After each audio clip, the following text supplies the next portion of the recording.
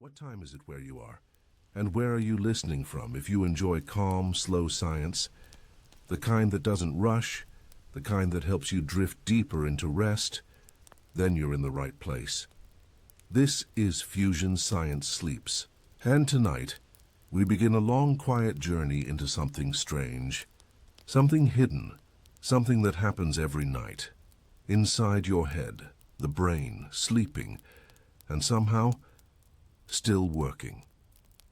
Let's begin. A still body, a busy mind.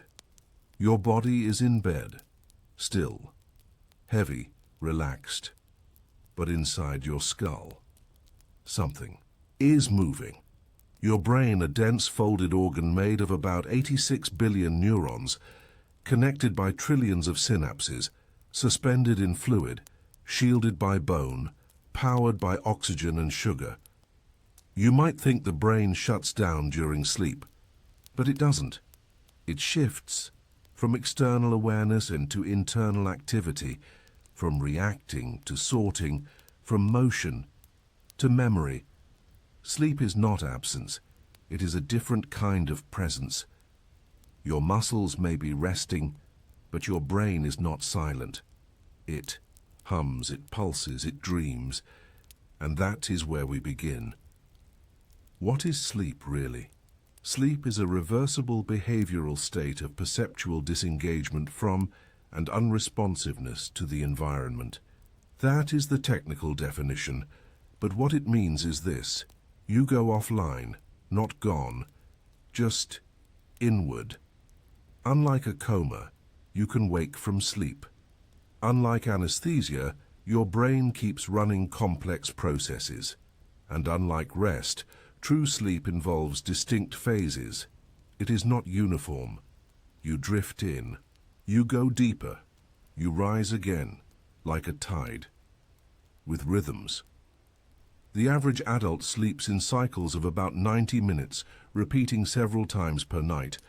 And within each cycle, there are stages. They matter because the brain does something different.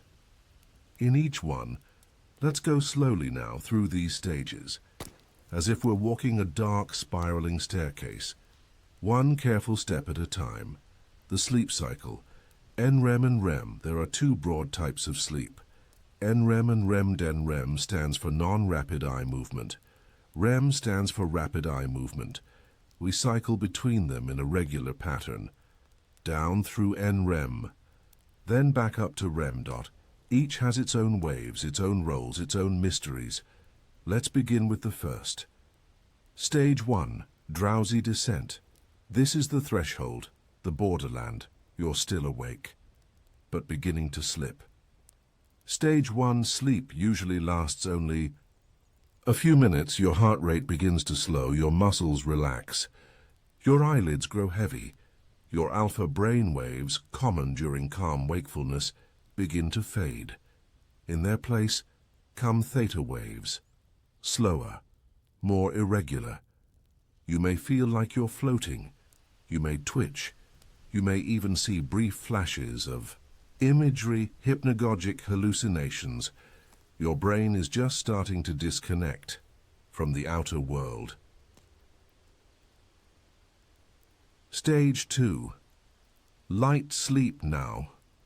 You're deeper, still easy to wake, but more detached. Stage 2 makes up about 50% of total sleep in a typical night. The body cools. Breathing becomes steady. Eye movements stop.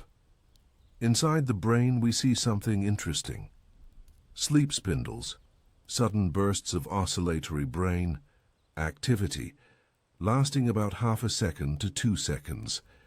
K-complexes, sharp, high-amplitude waves. These aren't random. They're thought to play a role in memory consolidation and sensory disconnection.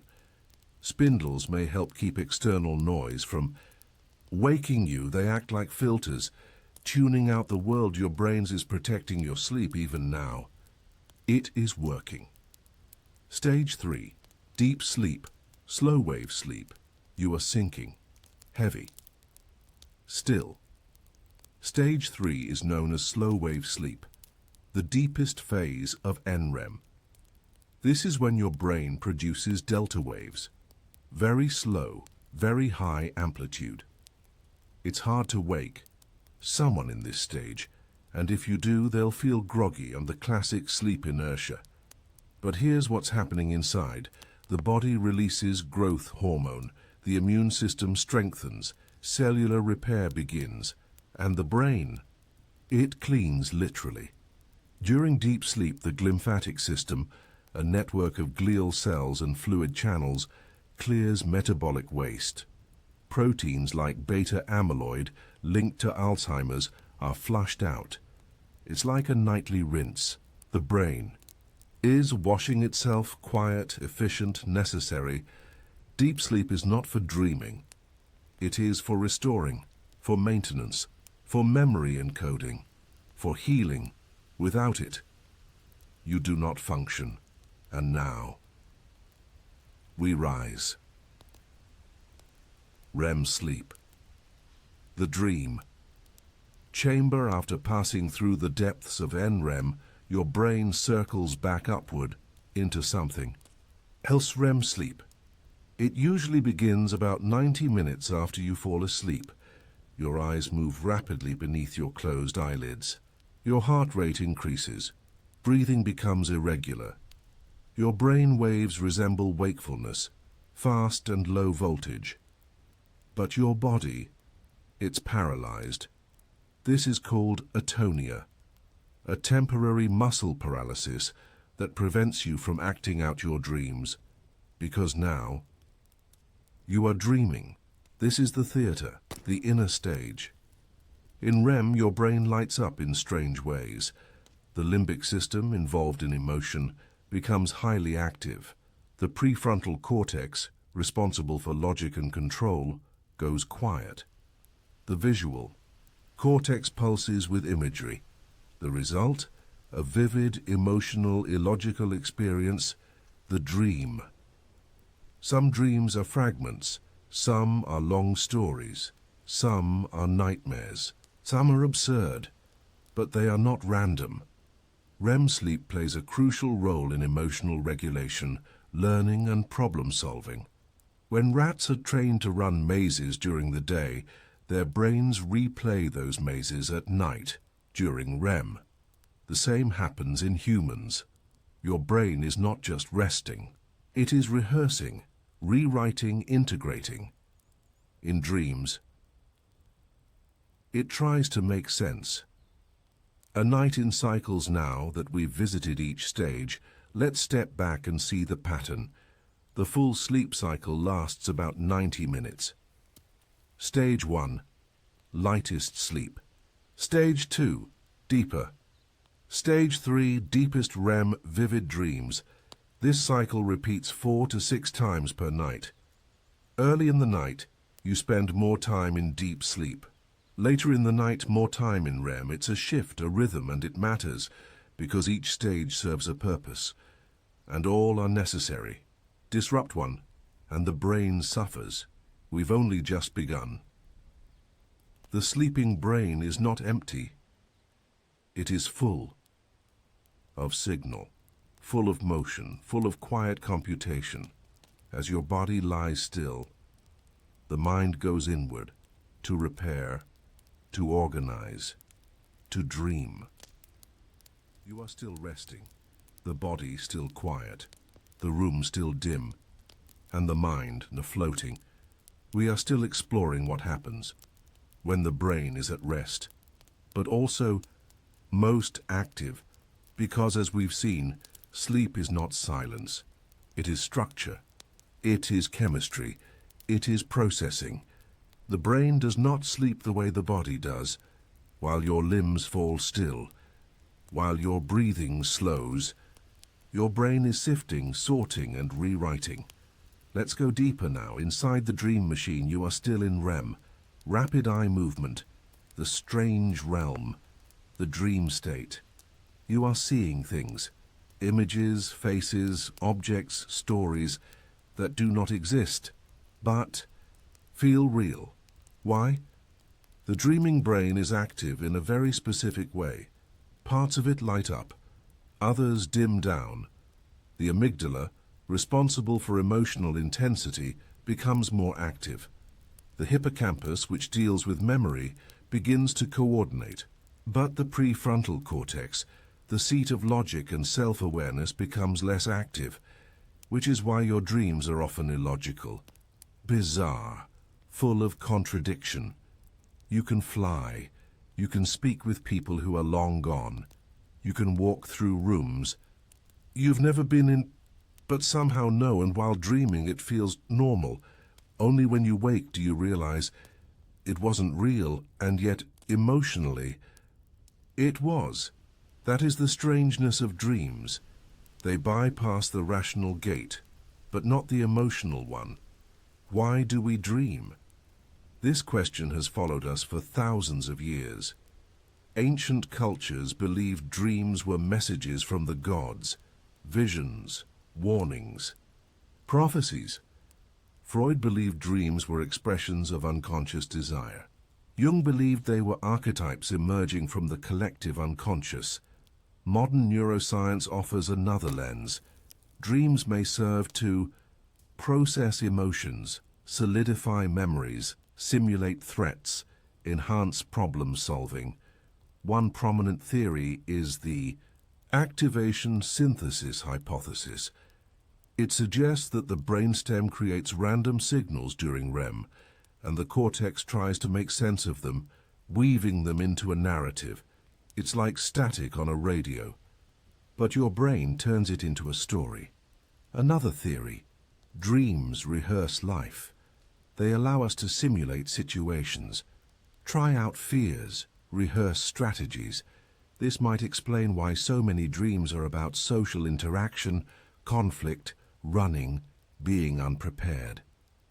The brain uses dream time to model reality, even if it doesn't make sense. Memory consolidation, rewriting the day. But dreaming isn't the only function of sleep. One of the most important jobs the brain performs at night is memory consolidation. Your brain records everything you experience, but not all of it is stored. Not all of it is remembered. During sleep, especially during stage 2 and REM, the brain decides what to keep and what to forget. It moves memories from short-term storage in the hippocampus to long-term storage in the neocortex. This process is subtle, but crucial. Think of it as saving files or backing up data. The day floods your brain with impressions, conversations, sensations, but at night, the brain filters. It strengthens neural connections related to what you practiced, what you studied, what you cared about. This is why sleep improves learning. If you study and then sleep, you remember more. Sleep is not a break from learning. It is part of learning. Emotional reset, regulating the mind beyond memory. Sleep also regulates your emotions. During the day, you feel stress, fear, anger, joy. Those experiences are encoded in your nervous system. They raise your cortisol, change your chemistry. Sleep brings balance. Studies show that after REM sleep, people report reduced emotional reactivity. It's like the emotional brain is washed clean or softened. One scientist called REM overnight therapy. You dream of something frightening, but you're safe.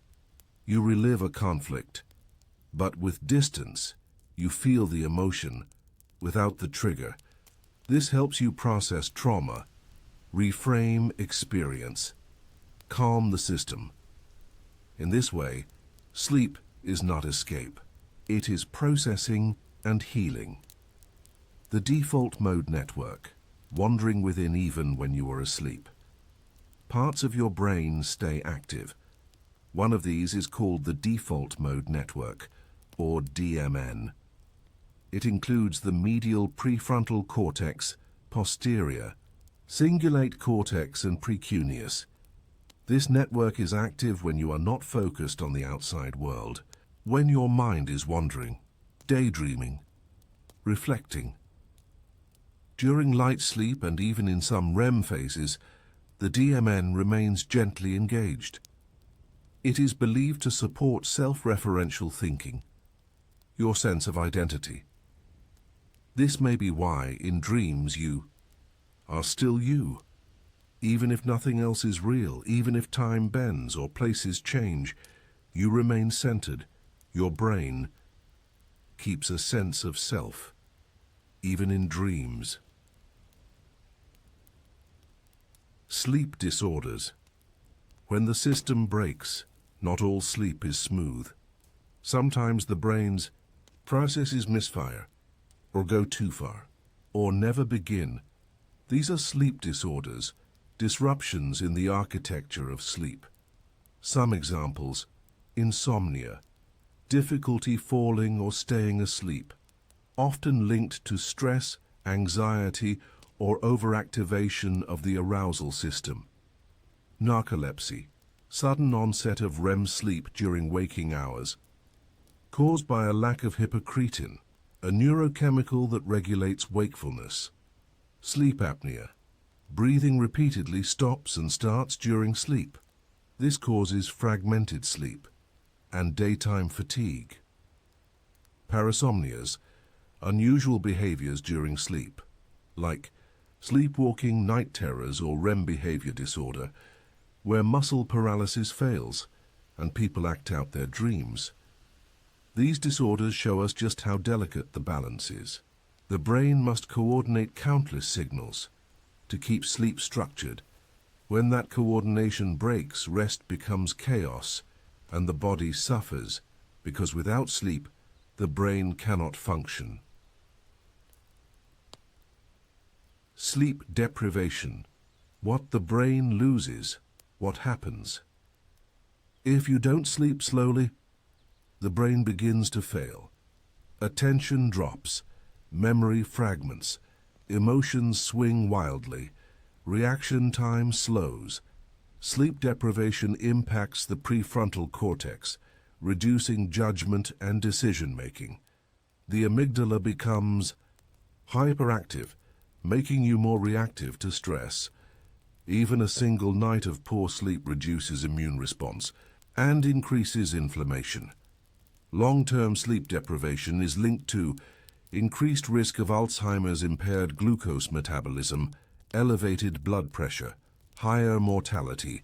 The brain without sleep is a brain in crisis. It needs rest to restore, to reset, to protect. Circadian rhythms, timing the brain finally. Let's talk about the timing. Why do we sleep at night? Because of the circadian rhythm, a roughly 24-hour cycle regulated by the suprachiasmatic nucleus in the hypothalamus. This tiny cluster of neurons, about 20,000 in total, receives input from the eyes. When light hits the retina, it sends a signal. Light means wake, darkness means sleep. The circadian rhythm controls melatonin release, a hormone that promotes sleep, cortisol cycles linked to alertness, body temperature. Digestive activity disrupt this rhythm through jet lag, night shifts, or blue light exposure, and the brain becomes confused. It tries to sleep. When it should be awake, it tries to wake. When it should be asleep, keeping a regular rhythm helps the brain stay healthy and keeps the sleep architecture stable. You are still drifting, still deep, still with us. Your brain is not empty. It is not idle. It is working, like a lighthouse in the night, like a library rearranging itself, like a tide pulling back and returning again.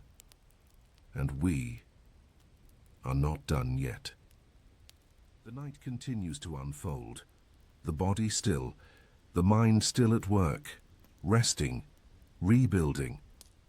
As we move deeper into sleep, we enter a realm of chemicals, of neurotransmitters, of hormones, of biological signals that guide every phase. This is not just passive rest. It is an active process, a concert, a chemical dance. And at the heart of this dance are the very substances that shape our consciousness, the very substances that determine when we wake, when we dream, when we forget, when we remember. The brain's chemical orchestra. The brain does not rest quietly during sleep. Instead, it orchestrates a chemical symphony, one that controls everything from the deepest states of unconsciousness to the vivid dreams of REM. Each stage of sleep relies on a delicate balance of neurotransmitters, the messengers that send signals between neurons. In the waking state, our brain is primed with dopamine, serotonin, and norepinephrine. These chemicals keep us alert, focused, energetic. But during sleep, everything shifts. Melatonin, the sleep inducer. One of the most important chemicals for sleep is melatonin, often called the sleep hormone.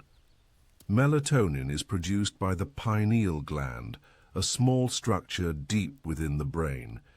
It is secreted primarily during darkness, in response to the absence of light.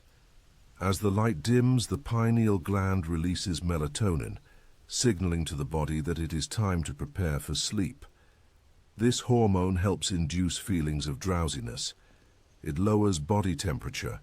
It promotes the transition from wakefulness to rest. Melatonin doesn't put you to sleep on its own, but it sets the stage. It prepares the brain and body to enter the sleep cycle. Melatonin levels typically start rising around 9 p.m. and peak in the middle of the night. By early morning, melatonin levels fall, allowing you to wake up.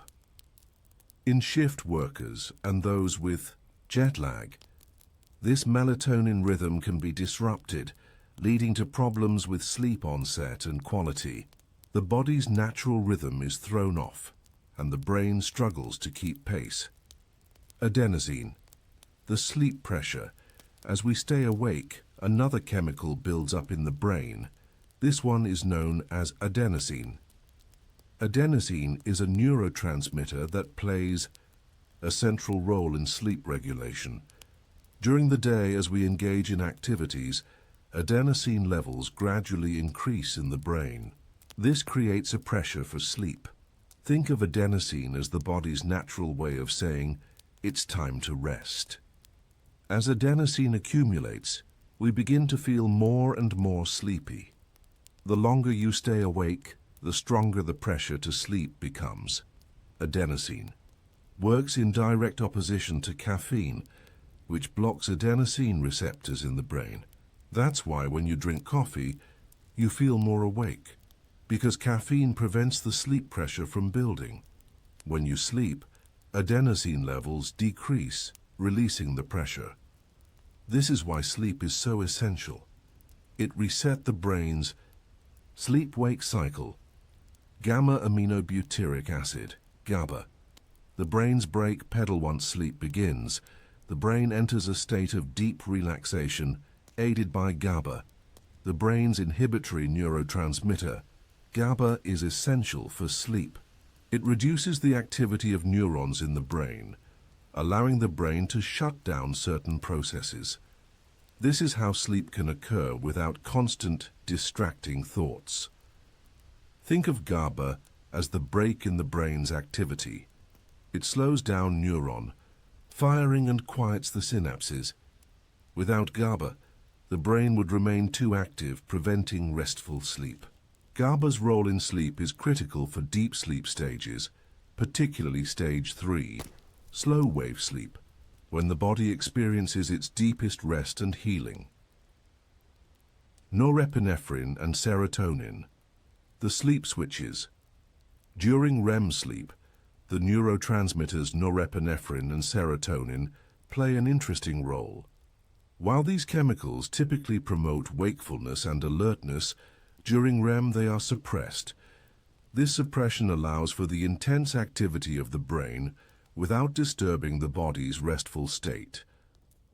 Norepinephrine and serotonin, which help you stay awake during the day, are low during REM sleep, while the brain's emotional centers, such as the amygdala, light up. This is why dreams often have such emotional intensity. The emotional brain is more active, while the logical brain, the prefrontal cortex, is less involved. Without this chemical shift, your body might act out your dreams, but the inhibition of norepinephrine prevents muscle movement, leaving the body in a state of atonia, a protective paralysis that prevents physical acting out during sleep. Sleep stages and chemical shifts now. Let's revisit the sleep cycle and the chemicals involved in each stage. We cycle through NREM, non-rapid eye movement, and REM, rapid eye movement sleep, multiple times during the night. Each cycle brings about a different balance of chemicals. REM sleep, slow wave restoration. NREM sleep, the brain enters its deepest restorative states, especially during stage 3, slow wave sleep. During this time, chemicals like GABA dominate, quieting brain activity. Adenosine also remains high, indicating the pressure for deep rest. The brain is actively restoring itself during NREM. Memory consolidation happens here, particularly in the hippocampus, the part of the brain that stores short-term memory. The body also regenerates. Growth hormone levels peak, and tissues repair themselves.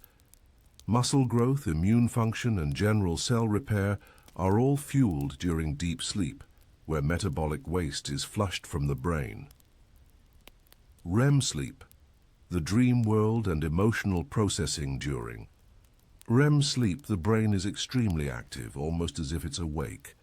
But chemically, the noradrenergic system, norepinephrine and serotonin, is suppressed. This allows for the intense activity associated with dreams without disturbing the body's ability to remain still. The limbic system, the emotional center, becomes hyperactive, which is why many people experience vivid dreams during REM sleep. Additionally, the prefrontal cortex, the area of the brain responsible for decision-making, judgment and self-control, remains less active, which may explain the lack of logic in many dreams. In this phase, the brain integrates memories, processes emotions, and reorganizes information. Some studies suggest that REM sleep helps us solve problems as the brain continues to analyze and test various scenarios. The intense emotional experiences of dreams may allow the brain to process feelings of anxiety, trauma, or stress. The importance of sleep. Chemistry for mental health sleep is critical not only for physical restoration, but also for mental health. Junfi. Chemical shifts that occur during sleep help regulate mood, anxiety, and stress. Sleep disruptions are strongly linked to conditions like depression, anxiety, and bipolar disorder. The amygdala becomes hyperactive when sleep is disturbed, leading to increased emotional reactivity. In individuals with insomnia or poor sleep hygiene, the increased levels of norepinephrine can lead to heightened stress responses.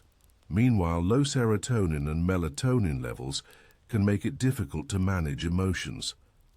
On the other hand, adequate sleep promotes a balance of neurotransmitters that keeps the emotional brain in check and supports rational thinking and emotional resilience. Sleep deprivation and chemical imbalance. What happens when you don't sleep? The chemical balance goes awry. Sleep deprivation impacts the production of dopamine, leading to impaired decision-making and emotional instability. Levels of cortisol, the stress hormone, increase, causing an overwhelming sense of anxiety. Chronics.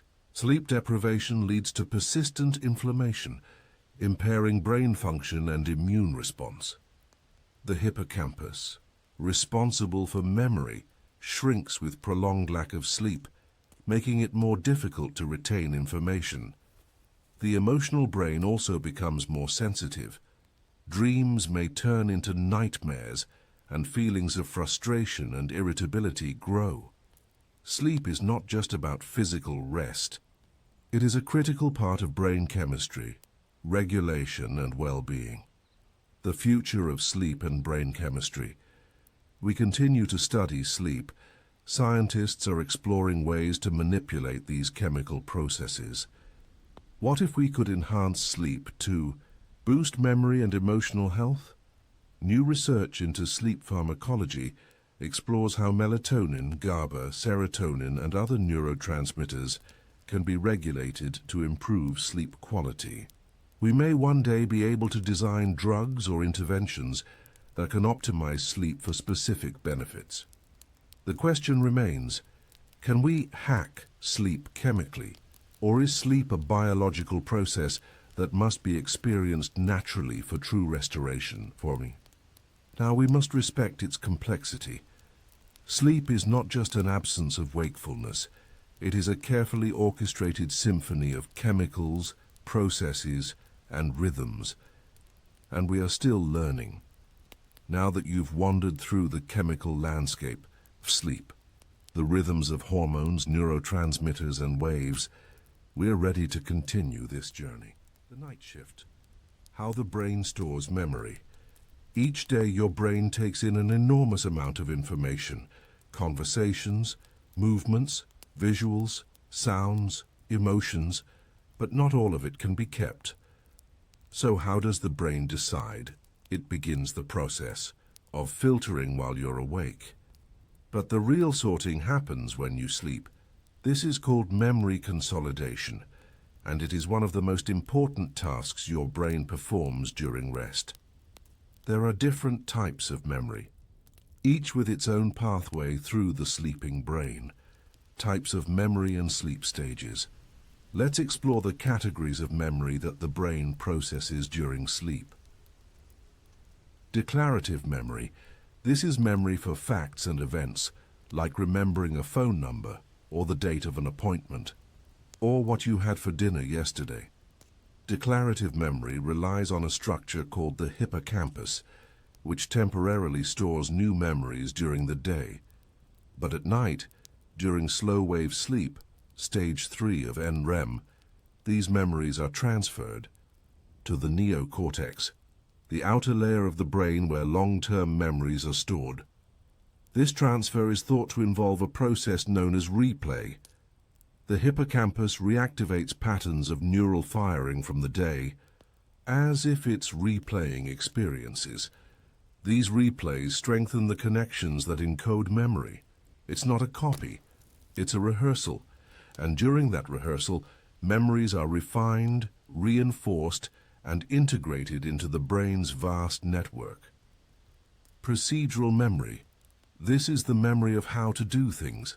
Riding a bike, typing on a keyboard, playing the piano. Procedural memories are stored differently. They are encoded in motor circuits, in the cerebellum and basal ganglia. These skills are practiced during stage 2 sleep and REM sleep. During these phases, the brain strengthens the connections between neurons in the motor cortex, improving speed, accuracy, and precision. That's why sleeping on it helps when learning a new skill. You practice it during the day and master it during the night, even without consciously thinking about it. Emotional memory sleep also processes emotional experiences. We all experience strong emotions during the day: fear, joy, sadness, embarrassment. These leave an imprint on the brain, particularly in the amygdala, the emotional processing center. During REM sleep, the brain replays emotionally charged experiences, but with a critical difference. It reduces the chemical associated with stress, norepinephrine. This means the brain can re-experience emotion without the intensity of the original moment. It can soften the memory, desensitize it, make it easier to hold. This is why REM sleep is considered therapeutic. It allows the emotional brain to revisit, but not relive. Neuroplasticity, the brain's remodeling at night. Another function of sleep is neuroplasticity, the brain's ability to change and reorganize. Every time you learn something new, your brain changes shape. New synapses form. Old ones are weakened. Patterns are updated. But these structural changes require time, and they require sleep. During slow-wave sleep, the brain strengthens connections that are useful and prunes those that are not. This pruning is essential. Without it, the brain would be flooded with unnecessary data. Connections would become noisy. Signals would slow. Sleep ensures efficiency. It refines the network, like trimming branches from a tree to let the strongest ones flourish. Synaptic homeostasis, balancing the brain. One leading theory to explain this pruning is the synaptic homeostasis hypothesis, proposed by neuroscientist Giulio Tononi. It suggests that during wakefulness, the brain's synapses, the junctions between neurons, grow stronger as we take in new information. But this growth cannot continue indefinitely. Stronger synapses require more energy and space. So during sleep, especially slow-wave sleep, the brain scales back the strength of synapses, keeping only the most relevant or important ones. This downscaling reduces energy consumption, improves signal clarity, and prevents saturation. In other words, sleep is a reset, a tuning, a way to keep the brain sharp, efficient, and stable. Emotional integration, dreams as therapy. Let's return now to dreams. Those strange and fluid stories, so vivid, yet so fleeting. Why do we dream? We've explored a few theories, from activation synthesis to threat simulation to memory consolidation. But one emerging perspective sees dreams as emotional integrators. During REM sleep, the amygdala is active, but the brain's stress chemicals, like norepinephrine, are suppressed. This means we can process painful, stressful, or confusing emotional content without triggering a full stress response. In dreams, your brain plays back fears, but makes them safe. It places them in unfamiliar contexts, remixes characters, bends time. This removes the sharp edges of memory and helps the brain make peace with what has happened. In studies, people who dream about traumatic events tend to cope better with them over time than those who don't. Dreams are emotional rehearsals, soft simulations of the hardest parts of life, and they happen while you sleep. The role of the thalamus and cortex, all of this information, memory, emotion, movement, sensation, is integrated through two major parts of the brain. The thalamus, the cerebral cortex. The thalamus acts as a relay station, sending information from the senses to the rest of the brain. During most of sleep, the thalamus is quiet. It limits sensory input, which is why you don't feel every sound, light, or movement while sleeping. But during REM sleep, the thalamus becomes active again, sending internally generated signals to the cortex. These signals are what form the basis of dreams. Your brain creates a kind of internal movie, not from the outside world, but from within. The cortex takes those signals and turns them into faces, places, memories, and stories. And all of it feels real, because the cortex is interpreting the information as if it came from the outside world. It doesn't know the difference. The role of the glymphatic system, brain cleaning. There is one more system at work while you sleep. One you may not feel, but one that may matter more than we ever imagined. It's called the glymphatic system. This is the brain's waste clearance system. its way of flushing out toxic byproducts of brain activity. During sleep, especially slow wave sleep, the interstitial space between brain cells expands by up to 60%. This allows cerebrospinal fluid to flow more freely, washing through the brain like a tide. It clears out metabolic waste, including beta amyloid, a protein linked to Alzheimer's disease. Without sleep, this waste builds up. Over time, it may contribute to neurodegeneration. The glymphatic system does not operate efficiently during wakefulness, only during sleep, only when the mind turns inward, only when consciousness fades, memory, healing, and sleep, all of this. From hippocampal replay, to synaptic pruning, to emotional softening, to molecular cleansing, it all happens while you rest. Your conscious mind is silent, but your unconscious brain is writing, rewriting, sifting, rearranging. It remembers what matters. It forgets what doesn't. It makes you whole again. Each night your brain saves memories, rehearses skills, processes emotions, cleans toxins, repairs itself, and all of it happens quietly, automatically, while you sleep. Outside, the night is still. Inside, the mind hums softly, 1,000 threads woven, cut, and tied. You are not dreaming for no reason. You are not resting for no purpose.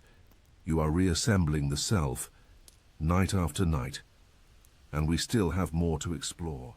You are not awake, and yet sometimes do you know you're asleep.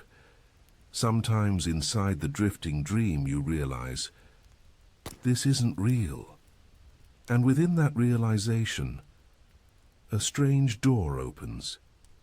This is lucid dreaming, a state where the dreamer becomes aware of the dream. What is lucid dreaming? Lucid dreaming is the conscious awareness of being inside a dream. It doesn't necessarily mean control, but it begins with recognition.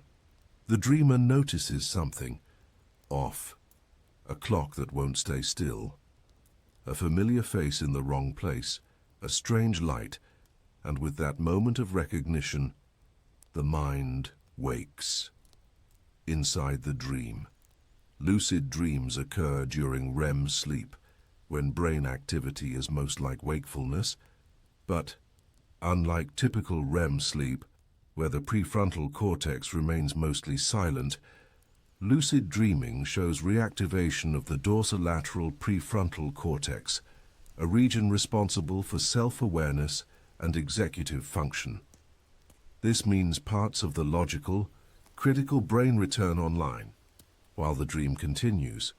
The science behind lucidity functional MRI studies show that lucid dreaming is marked by a blend of both REM sleep characteristics and waking consciousness. The posterior parietal cortex, associated with visual attention, becomes more active. The frontal lobes show signs of higher-order thinking, but the limbic system, the emotional core, remains heightened as it does in normal dreaming. It is a hybrid state, not fully asleep, not fully awake. Electroencephalogram, EEG, readings show bursts of gamma waves, high-frequency brain waves typically associated with alert consciousness, during moments of lucidity. This suggests that the dreaming brain is capable of self-reflection, a rare and fascinating phenomenon. Can lucid dreaming be induced? Some people experience lucid dreams spontaneously, but others can train for it. There are several well-documented methods. Reality testing. During the day, ask yourself repeatedly, am I dreaming? Try to push your finger through your palm. Check a digital clock twice. Numbers often shift in the dreams. Look in a mirror. Over time, this habit may carry into dreams. And when the strange behavior persists inside the dream, the mind may awaken to the illusion. Mnemonic induction of lucid dreams, mild. This method involves repeating a mantra as you fall asleep. Next time I'm dreaming, I will realize I'm dreaming.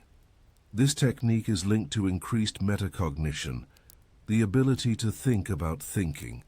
It sets a conscious intention, which can reappear inside the unconscious mind. Wake back to bed, WBTB. Wake up after about 5 to 6 hours of sleep. Stay awake for 20-30 minutes, then return to bed. This primes the brain for lucidity during the longer REM periods in the second half of the night. Combining WBTB with mild increases chances significantly. Light and sound. Cues devices exist that detect REM sleep and introduce subtle stimuli, flashing lights or soft sounds, without waking the sleeper. These cues can bleed into the dream, and when noticed, can trigger lucidity. What happens in the brain? During a lucid dreaming is not fantasy. It is a measurable brain state. During a lucid dream, the brain shows greater coherence between regions. The default mode network, associated with self-referential thought, becomes more active. The precuneus involved in perspective taking and mental imagery lights up. The temporoparietal junction, associated with the sense of body position, is also active. This may explain the heightened feeling of presence inside the dream, a sense that the self is awake, within sleep, and yet the body remains still. Paralyzed by REM atonia, frozen, while the mind wanders freely. Sleep, paralysis, awareness. Without movement, in some cases the line between dreaming and wakefulness becomes even more blurred. This is sleep paralysis, a temporary inability to move or speak when falling asleep or waking up. It often lasts only seconds to a minute, but it can feel much longer. During REM sleep, the brain turns off motor control to prevent the body from acting out dreams. This is normal, but if the mind wakes up before the body, you become aware, but still paralyzed. You may try to move, speak, cry out, but nothing happens. And sometimes the dream imagery lingers. Hallucinations, footsteps, pressure on the chest, a figure in the room. These hallucinations are called hypnopompic upon waking or hypnagogic upon falling asleep phenomena. They are not dreams, they are dreamlike. Content bleeding into waking awareness. The brain is half in REM and half out, terrifying for some but entirely explainable. The amygdala is active. The fear response is engaged. The body is unresponsive. And the mind is stuck in the seam between worlds. Why sleep paralysis happens? Sleep paralysis can be triggered by sleep deprivation, irregular sleep patterns, stress, and anxiety. Sleeping on the back, it's more common in teenagers and young adults, but can occur at any age. In cultures around the world, sleep paralysis has been linked to myths, incubi, shadow people, spirits, because the experience is vivid and strange. But science offers a quieter explanation. Your body is simply still asleep. While your consciousness wakes up too soon, benefits of lucid dreaming. For those who can enter lucid dreams calmly, there are potential benefits. Overcoming nightmares. Lucid dreamers can recognize a nightmare and change the outcome.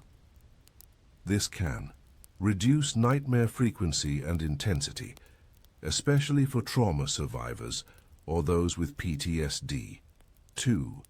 Skill rehearsal. Some athletes and musicians report practicing skills in lucid dreams.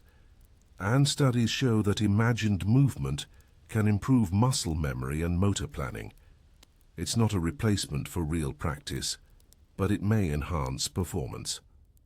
Creative problem solving. Inside a dream, the mind is unbound by logic. Ideas can twist, reform, combine.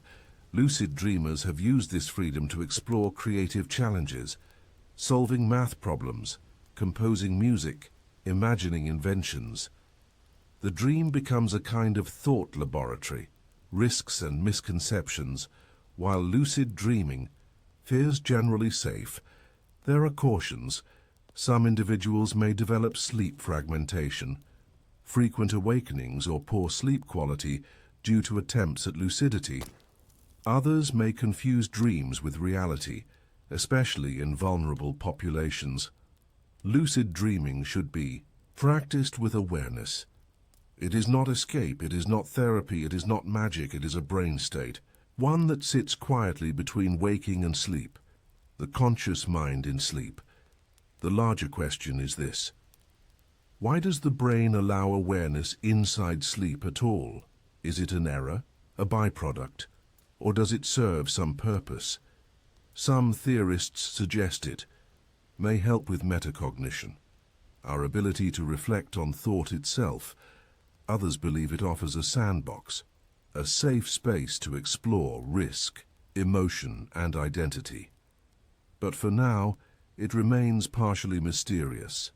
The mind, turned inward, exploring itself without stimulus, without judgment.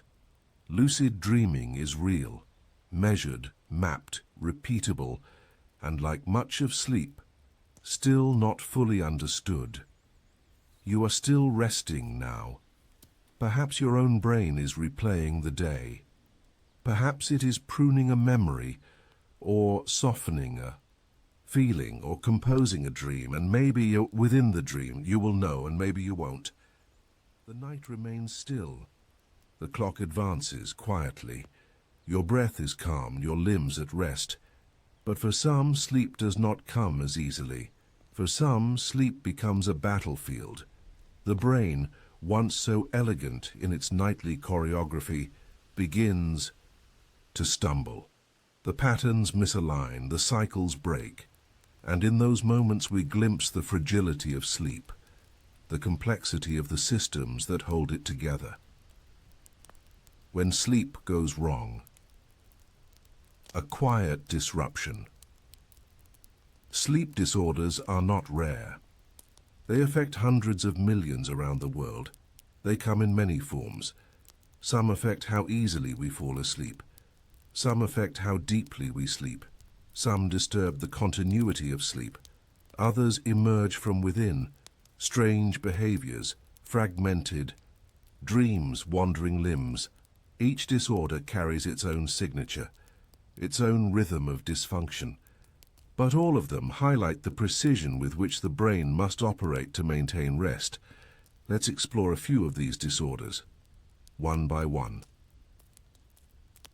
Insomnia, a mind that won't let go. Perhaps the most common sleep disorder is insomnia. It is not simply not sleeping. It is the inability to fall asleep or stay asleep despite the opportunity. It is lying in the dark and watching your thoughts spin, waiting and waiting as the night continues without you. Insomnia can be acute, triggered by stress, grief, or change, or chronic, lasting for months or years. In the brain, insomnia is linked to hyperarousal, a state where the nervous system remains too active for sleep to begin. Cortisol levels are elevated. The sympathetic nervous system remains engaged. The default mode network, responsible for self-reflection and rumination, refuses to shut down. It's like trying to sleep with a spotlight inside your mind. Ironically, the harder one tries to sleep, the further it recedes. Sleep apnea, a breath interrupted. Another major sleep disorder is sleep apnea, This condition involves repeated interruptions in breathing during sleep, often caused by physical obstruction of the airway, obstructive sleep, apnea, or by disrupted signaling from the brain, central sleep apnea. Each time the airway closes, oxygen levels drop. The brain panics, and the sleeper is briefly awakened, not always consciously but enough to shatter the architecture of sleep. These awakenings can happen hundreds of times per night. The brain never enters deep restorative sleep. And over time the effects become clear. Memory suffers, mood darkens, cardiovascular strain increases, sleep apnea is often underdiagnosed. Its symptoms, daytime fatigue, irritability, poor concentration, can be mistaken for other issues, but at its core, sleep apnea is a problem of oxygen and rhythm. The body tries to rest, but the breath will not cooperate. Restless leg syndrome, a silent urge. Then there is restless leg syndrome, RLS, a neurological condition that causes an uncontrollable urge to move the legs, especially at night. It's often described as a creeping, crawling, tingling sensation, not pain but discomfort, air compulsion that destroys stillness. The exact cause is not fully understood, but it is linked to dopaminergic dysfunction in the brain, especially in pathways related to movement. Iron deficiency may play a role. So might genetics. So might disruptions in circadian rhythms. For those with RLS, sleep becomes an exercise in frustration. Just as the body prepares for rest, a signal emerges. And the limbs must move. The brain cannot stay quiet when the legs demand motion. Parasomnias, strange behaviors in the dark. Some sleep disorders are not about lost sleep, but about unexpected behaviors during sleep. These are known as parasomnias. They include sleepwalking, sleep-talking, night terrors, confusional arousals, REM sleep behavior disorder. Each one involves a breakdown in the boundaries between sleep stages. A partial arousal, a fragment of wakefulness. In sleepwalking, the sleeper rises from bed and walks, sometimes performing complex actions, with no memory of it afterward. In REM sleep behavior disorder, RBD, the paralysis that normally occurs during REM is absent. The dreamer acts out dreams. Movements can be sudden, sometimes violent. RBD is often a precursor to neurodegenerative diseases, such as Parkinson's or Lewy body dementia. It offers a strange window into the early decline of brainstem function. In all parasomnias, the brain is neither fully asleep nor fully awake. The boundaries have blurred. And the result is strange, sometimes eerie, but always physiological. Narcolepsy, sleep that arrives. Uninvited, perhaps the most dramatic of sleep disorders, is narcolepsy. It involves sudden, overwhelming episodes of sleep, often triggered by strong emotion. A person with narcolepsy may feel alert. Then, within seconds, their muscles weaken, their eyes close, and they slip into REM sleep. This condition is caused by a deficiency in a neurotransmitter called orexin, also called hypocretin, which regulates arousal and wakefulness. In narcolepsy, the brain cannot maintain the boundaries between sleep and wake. It is unstable, prone to intrusion. Dreams may appear during wakefulness. Sleep may invade the day. There is also cataplexy, a symptom where sudden loss of muscle tone occurs in response to emotion, leaving the person conscious but limp. Imagine laughing with a friend and suddenly collapsing. It is not psychological, it is neurochemical. Narcolepsy shows us just how delicately balanced the systems of sleep and wakefulness truly are. Circadian rhythm disorders. Sleep disorders can also arise from misalignment between the brain's internal clock and the external world. These are called circadian rhythm disorders. They include delayed sleep phase disorder, falling asleep and waking too late; advanced sleep phase disorder, falling asleep and waking too early; non-24-hour sleep-wake disorder, common in blind individuals. The internal clock runs longer than 24 hours. Shift work disorder, caused by work schedules that oppose natural rhythms. The suprachiasmatic nucleus, SCN, in the hypothalamus is the brain's master clock. It uses light signals from the eyes to align sleep-wake cycles with the day. But when those signals are irregular, due to travel, shift work, or visual impairment, the system drifts. Sleep becomes shallow, fragmented, confused. The result is fatigue, irritability, and a sense of living out of sync. What sleep disorders teach us about the brain? These disorders are not just clinical curiosities. They are windows into the neuroarchitecture of sleep. They show us that sleep is not passive, sleep is not optional. Sleep is not one thing, but many systems acting in harmony. A disruption in neurotransmitters, a change in oxygen, a misfiring in the thalamus, or a decline in motor inhibition, and the entire edifice begins to tilt.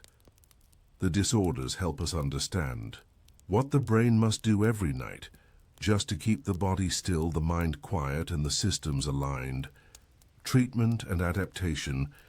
Many sleep disorders are treatable, though not always curable. Insomnia may respond to cognitive behavioral therapy, CBTI, which retrains the mind to associate bed with rest, not frustration. Sleep apnea is treated with CPAP machines, devices that deliver constant air pressure to keep airways open. Narcolepsy may be managed with stimulants during the day and sodium oxybate to improve nighttime sleep. RLS may be addressed with iron supplements or dopamine agonists. Circadian disorders may respond to light therapy, melatonin, and schedule adjustments. The goal is not simply to sleep, but to restore the brain's natural choreography, to let the cycles unfold again, without interference. You are still breathing, still resting, still unaware of the vast neural precision unfolding in silence. The brain sleeps, and yet continues its labor. Sleep is not the same at every stage of life. It grows with us, shrinks with us, becomes more fragile or more essential. And through this change, we glimpse the broader function of rest itself. The very first sleeps. Newborns and infants.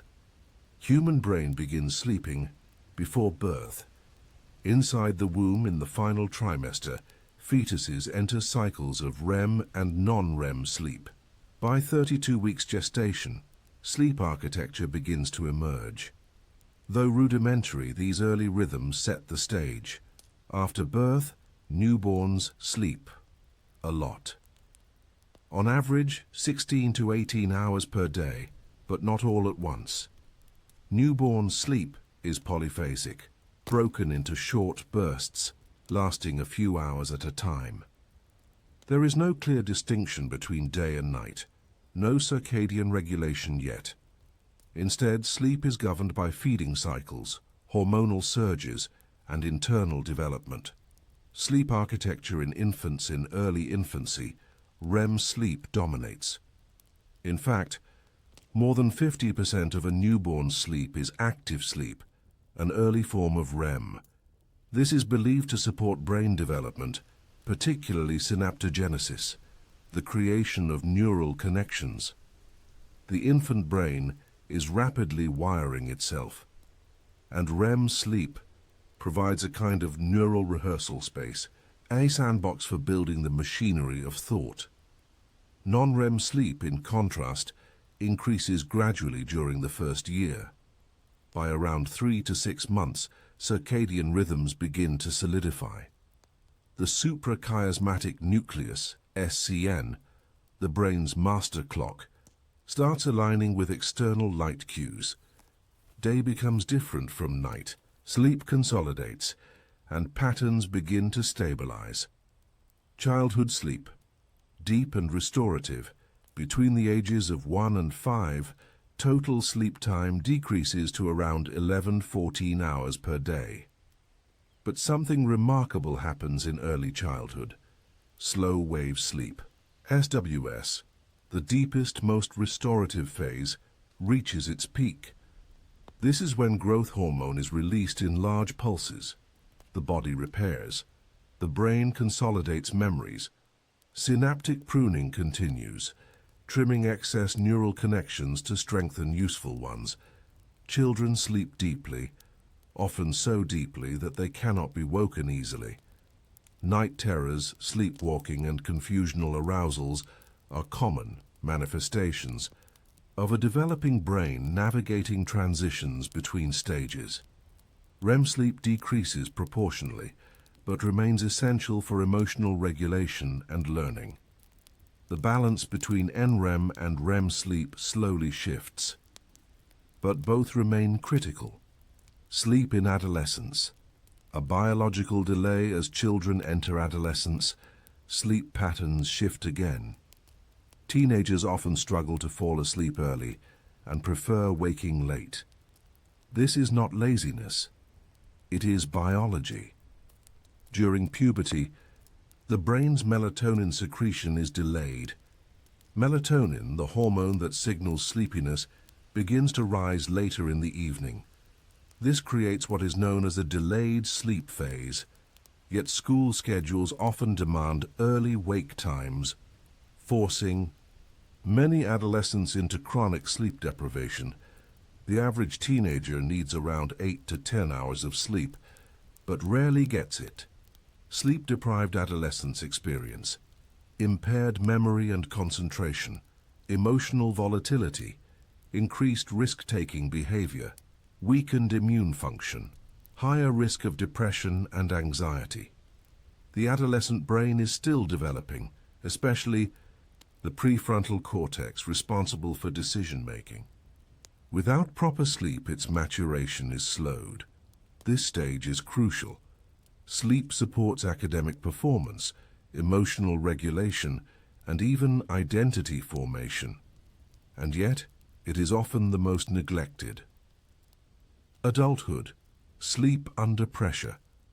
In adulthood, total sleep time decreases to 7 to 9 hours on average. The balance between NREM and REM sleep stabilizes. Sleep becomes monophasic, consolidated into one main period, usually at night. But adulthood brings stress, work, family, technology, social obligations. Sleep is often sacrificed for productivity. The prefrontal cortex, critical for attention and planning, depends heavily on sleep. Even modest sleep loss impairs its function. Reaction time slows, focus fades, memory blurs, emotional reactivity increases. Chronic sleep restriction leads to elevated cortisol levels, stress hormone, impaired glucose metabolism, weakened immune responses, increased risk of heart disease, obesity, and stroke. Yet many adults normalize this. They view fatigue as a badge of honor. But biologically, it is a slow decline. Sleep and the aging brain as humans reach older adulthood. Sleep changes again. Total sleep time decreases. But more significantly, sleep architecture alters. Slow-wave sleep, deep NREM, declines sharply. Sleep becomes more fragmented. Sleep efficiency, the percentage of time spent asleep while in bed, drops.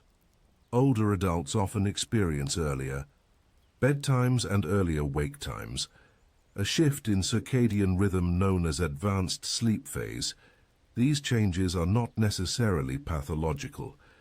They are part of normal aging, but they can be exacerbated by medical conditions, medications, pain, or lifestyle factors. Older adults may also experience changes in REM latency, the time it takes to enter REM arousal thresholds, becoming more easily awakened by noise or movement, daytime sleepiness. Due to fragmented night sleep, importantly, the subjective quality of sleep also declines. Older individuals may feel less refreshed, even if total sleep time appears adequate.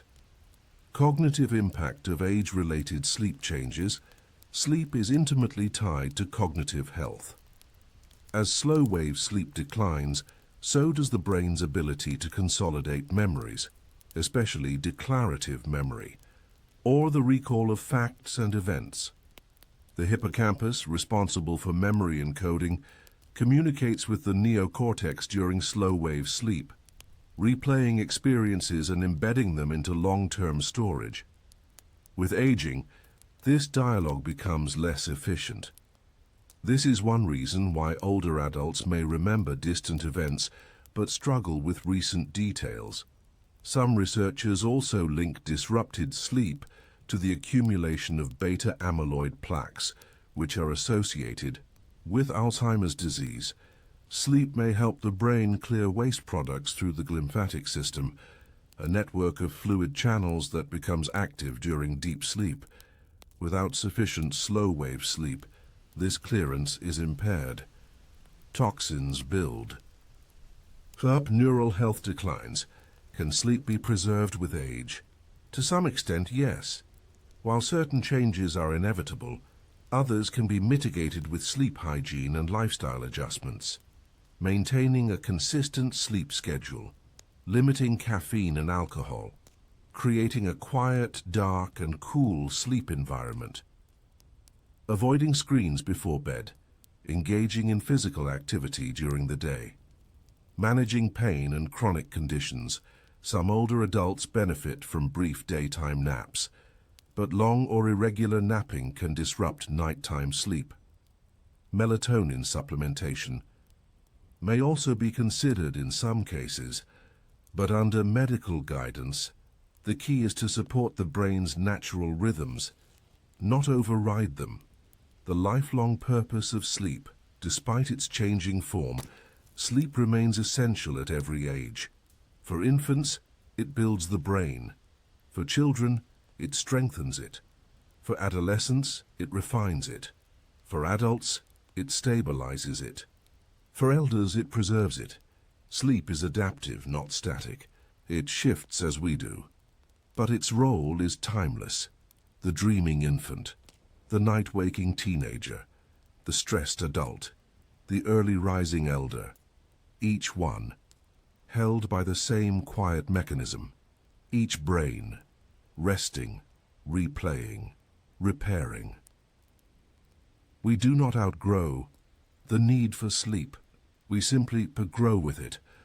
You are still here, still quiet, still resting, and as your brain travels the night's gentle terrain, you carry within you the shape of every sleep that came before, from birth to now.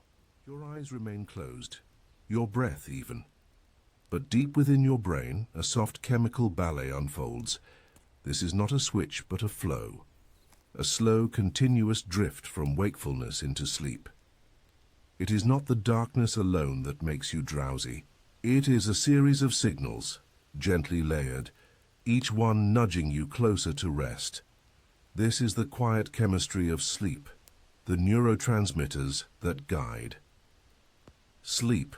Let's begin with the messengers of the nervous system, the molecules that carry signals from one neuron to the next. In sleep, several neurotransmitters play key roles. Some promote wakefulness, some promote sleep, and others regulate the transitions between the two. Understanding them is like understanding the instruments in a symphony. Let's listen one by one.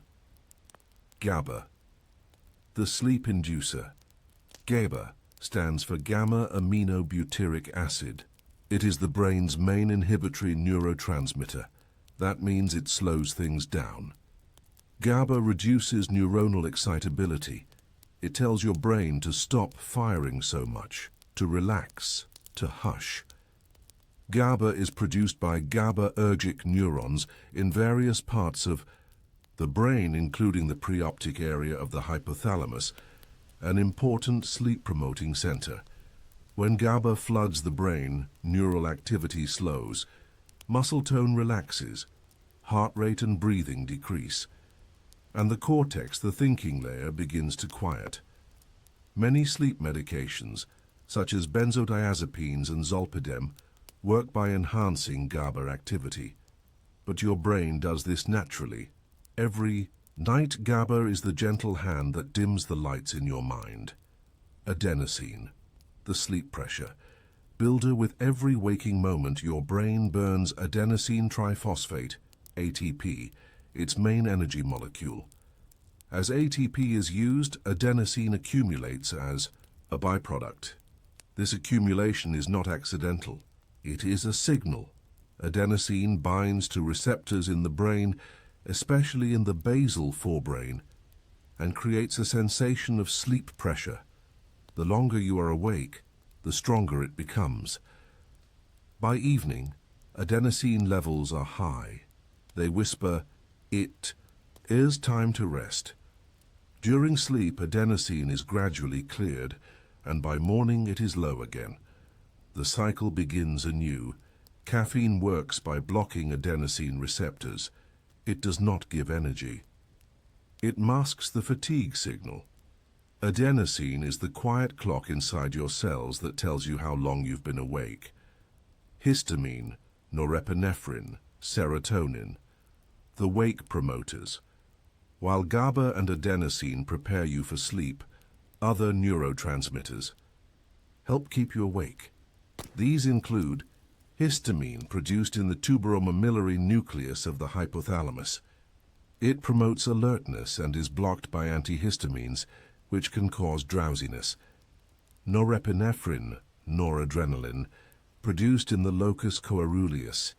It increases attention, arousal, and vigilance.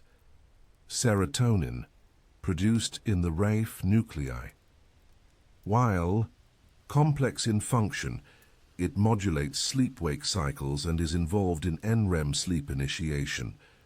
During the day, these neurotransmitters are active. At night, they decrease, and sleep takes hold. But they do not turn off all at once. Their levels shift gradually, like a tide retreating. Acetylcholine. The REM activator acetylcholine has a unique role. It promotes wakefulness and REM sleep. It is produced in the pons and basal forebrain, and it becomes highly active during REM, the dreaming stage. In REM sleep, acetylcholine levels rise again, while other neurotransmitters like norepinephrine and serotonin remain low. This produces a brain that is highly active, but disconnected from sensory input. Muscles are paralyzed. Eyes dart beneath closed lids. Dreams unfold. Acetylcholine brings the brain into vivid internal worlds without waking it up. The role of hormones in sleep neurotransmitters carry signals between neurons. Hormones travel further through the bloodstream, influencing organs and systems across the body. Several hormones are essential for sleep. Let's move through them slowly. Melatonin, the hormone of darkness. Produced by the pineal gland, melatonin is released in response to darkness. Light, detected by specialized photoreceptors in the retina, sends signals to the suprachiasmatic nucleus, SCN, the brain's master clock. The SCN then signals the pineal gland to suppress or release melatonin. As evening falls, melatonin rises. It doesn't cause sleep directly, but it signals that sleep time is near. Melatonin helps regulate sleep onset, circadian rhythm, synchronization. Core body temperature drop, Its peak occurs around 2 to 4 a.m., and by morning, light suppresses its production. Melatonin is sometimes used therapeutically, especially for jet lag or shift work. But it is not a sedative. It's a timekeeper. Cortisol, the morning signal. While melatonin governs the night, cortisol governs the morning. Produced by the adrenal glands, cortisol follows a diurnal rhythm. It is lowest at midnight and begins to rise just before dawn. This early morning peak is known as the cortisol awakening response, CAR. It prepares the body to wake, raises blood sugar, increases alertness, supports metabolism. Excess cortisol at night, due to stress, can disrupt sleep. But in balance, cortisol acts like a morning tide, gently lifting you out of rest. It is not the alarm clock that wakes you. It is this slow biochemical surfacing. Growth hormone, the midnight repairer secreted by the pituitary gland. Growth hormone is released in pulses, mostly during slow-wave sleep, SWS. This hormone supports tissue repair, muscle growth, fat metabolism, immune function in children and adolescents. Growth hormone supports physical development. In adults, it helps maintain health and vitality. The largest pulses occur early in the night, about an hour after sleep onset, especially during the first deep sleep cycle. Without sufficient SWS, this repair process is diminished. Orexin, the wakefulness stabilizer orexin, also called hypocretin, is produced in the lateral hypothalamus. Its job is to stabilize wakefulness, keeping you awake once you're already awake. In narcolepsy, orexin-producing neurons are lost. This leads to sudden transitions from wake to REM sleep and episodes of cataplexy, loss of muscle tone. Orexin doesn't act alone. It supports a network of wake-promoting systems. Without it, the boundary between sleep and wake crumbles. It's the glue that holds daytime together, molecular rhythms, genes and clocks.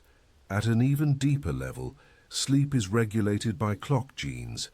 These are genes that follow a roughly 24-hour cycle, a circadian rhythm. In humans, key clock genes include clock BMAL1, per period, cryptochrome. These genes are active in the SCN, but also in other tissues, liver, lungs, heart. They control when certain proteins are made, how fast they degrade, and when their cycles repeat. They create biochemical feedback loops that rise during the day, fall at night, regulate metabolism, hormone release, and cellular repair. When these rhythms are disrupted by shift work, jet lag, or genetic mutations, the result is not just poor sleep, but poor health. The body becomes misaligned with time itself. Putting it together, a symphony of signal sleep is not governed by a single chemical, a single neuron, or a single place. It is a networked event, a mosaic, a dance of GABA to quiet. The brain adenosine to build pressure, melatonin to set the clock, cortisol to greet the sun, acetylcholine to dream, orexin to stay alert, growth hormone to heal, and countless others in subtle motion. There is no conductor, no central command, only distributed harmony. Each system listens, responds, adjusts, and together they bring the brain into sleep. You remain still. Your chemistry in balance. Your systems humming softly beneath the surface. Even while closed off from the outside world, your brain is never completely disconnected. It listens subtly to everything around you. The light behind your eyelids, the hum of temperature, the softness beneath your head. Even silence itself becomes a signal. This is not interruption. It is influence. And so tonight we drift slowly through the environment of sleep, the ways in which the world shapes rest. Light, the master. Regulator. More than anything else, light determines when we feel sleepy. Not because it comforts us, but because it speaks directly to the brain's master clock, the suprachiasmatic nucleus, SCN. The SCN sits above the optic chiasm, where the optic nerves cross. It receives information about light, not from what you see, but from how much brightness reaches your retinal ganglion cells. These special cells contain melanopsin, a photopigment that responds most strongly to blue light, especially in the 460–480 nanometer range. Daylight is rich in blue light. Screens are too. And when this light reaches your retina, even with your eyes closed, your SCN receives a message: stay awake. This is why light at night, especially from phones, tablets, and televisions, can delay melatonin production. Your pineal gland holds back, and your brain delays sleep. Even low levels of ambient light, like a bedside lamp or hallway glow, can influence circadian timing. In contrast, darkness is a powerful sleep signal. It allows melatonin to rise. It softens alertness. It helps your body prepare for deep, slow rest. Darkness and the pineal gland. The pineal gland, deep within the brain, is light sensitive, not directly, but through the SCN. When the SCN senses night, it signals the paraventricular nucleus, which communicates with the spinal cord, then the superior cervical ganglion, and finally, the pineal gland. This multi-step relay triggers melatonin secretion. This whole process is blocked by light. Thus, light is not merely a visual experience. It is an endocrine switch, a hormone regulator, a circadian sculptor. The light around you, bright or dim, cold or warm, shapes your sleep chemistry, minute by minute. Temperature. The subtle descent sleep requires a drop in core body temperature. To fall asleep, your brain initiates thermoregulatory changes. Blood vessels near the skin's surface dilate, vasodilation, especially in the hands and feet. Heat is released from the core to the periphery. Core body temperature drops by 1 to 2 degrees Fahrenheit during the night. This drop is not optional. It is essential. If the sleeping environment is too warm, this cooling cannot occur. Sleep becomes lighter, more fragmented. REM sleep, in particular, is sensitive to ambient temperature. The optimal bedroom temperature for most people is around 60–67 degrees C, 15–19 degrees C, cool enough to support thermoregulation, warm enough to avoid shivering. Interestingly, the hands and feet play a key role. If they are cold, the body struggles to release core heat.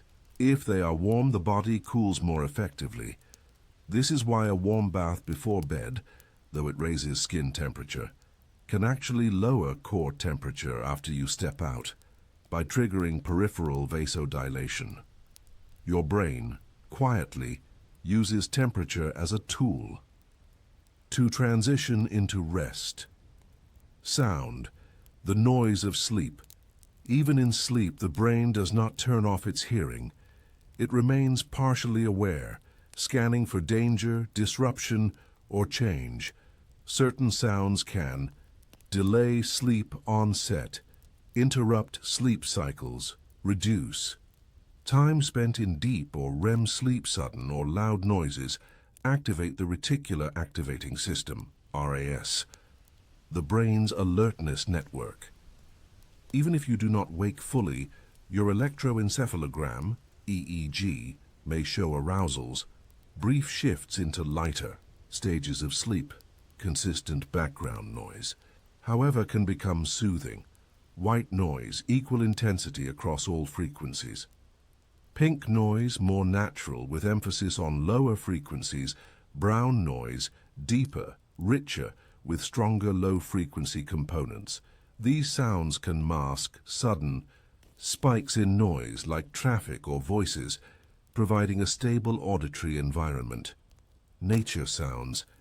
2. Rainfall, ocean waves, wind in trees can support sleep by mimicking ancestral patterns of safety. But the key is consistency. The brain prefers gentle, predictable soundscapes to chaotic or jarring ones. Even silence has texture. It tells the brain that all is calm, that it may let go. Touch and comfort. The bed itself. Your skin constantly sends signals to the brain. Texture, pressure, position. While awake, these signals help you navigate the world. While asleep, they help your brain determine where the body is and whether it is safe to rest. Your mattress, pillow, blankets, and sleep posture all influence this feedback loop. If a surface is too hard, pressure points build. Blood flow may be restricted. Nerve signals increase. If too soft, the body may sink into poor alignment. The neck, spine, or hips may strain. Comfort is not luxury. It is neurological permission to release control.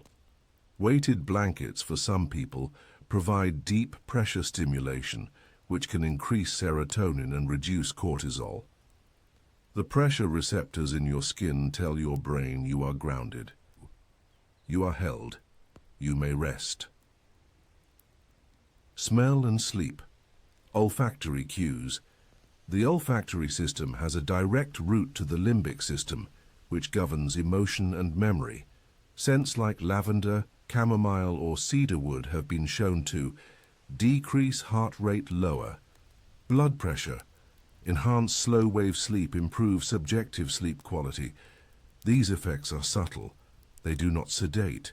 They prime. Smell works as a conditioning agent, a cue that reminds your brain. It is time to let go. Scented rituals, tea, oils, clean sheets can create associations that support consistent sleep initiation. Rhythm and routine, the sleep habit. Perhaps the most powerful environmental influence is not light, temperature, or sound, but time. When you sleep at the same hour each night, your circadian system begins to anticipate it. Hormones are released in advance. Neurotransmitters shift before your head touches the pillow. This is called circadian entrainment.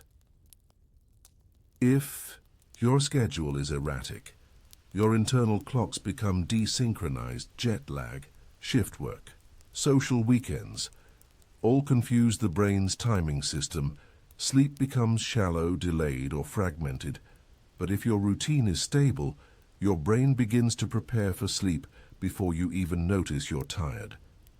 This is why rituals, brushing teeth, reading, dimming lights, are so effective. They are not superstition. They are signals, and the brain listens. The external brain. Technology and sleep-modern environments are filled with sleep-disrupting elements. Screens emit blue light, notifications trigger alertness, 24-hour availability delays, bedtime. Overhead lighting confuses circadian cues. We live in constant neural stimulation, but sleep requires disconnection. The brain is not adapted for such prolonged artificial wakefulness. To support sleep in a technological world, use night mode or blue light filters on devices. Dim lights after sunset. Turn off unnecessary screens an hour before bed. Avoid doom scrolling or emotionally activating content.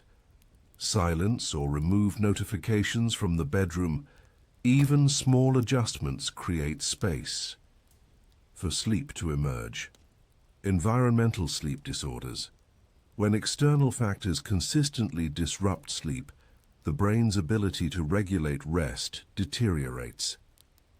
Examples include circadian rhythm, sleep disorders, e.g., delayed sleep phase syndrome, environmental.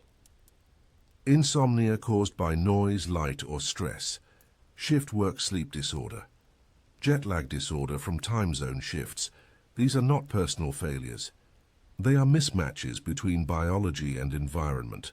Treatment often involves chronotherapy, gradually shifting sleep times, light therapy, timed exposure to bright light, melatonin supplementation, cognitive behavioral therapy for insomnia, CBTI.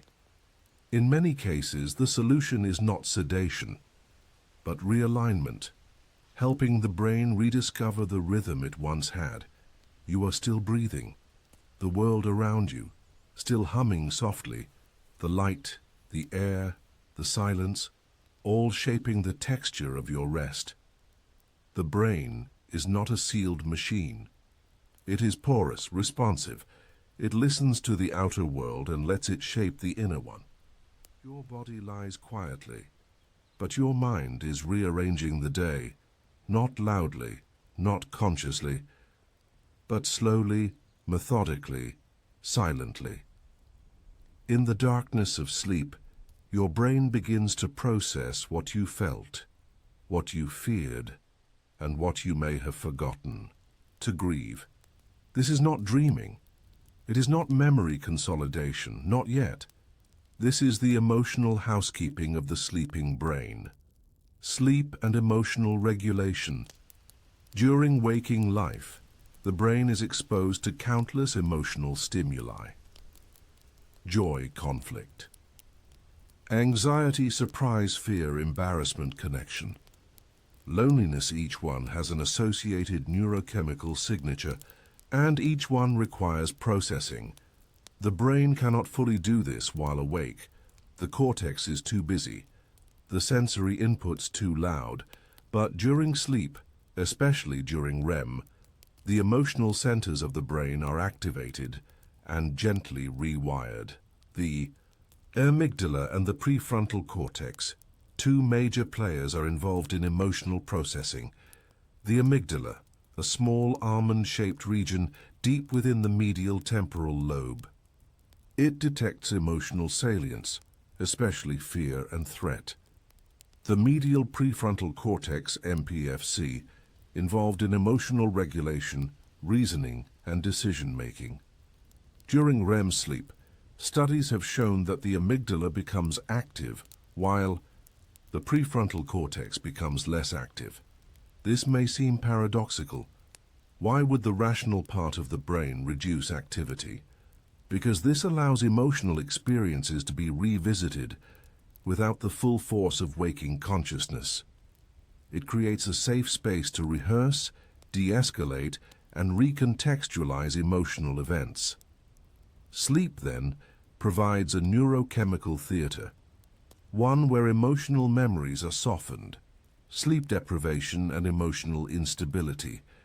When sleep is disrupted, the balance between the amygdala and the prefrontal cortex falters. The amygdala becomes more reactive.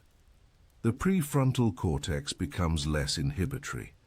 This results in increased irritability, exaggerated stress responses, heightened emotional reactivity, poor impulse control, difficulty reading others' emotions. One night of total sleep deprivation can increase amygdala activity by up to 60%. That is not just fatigue, that is altered emotional processing.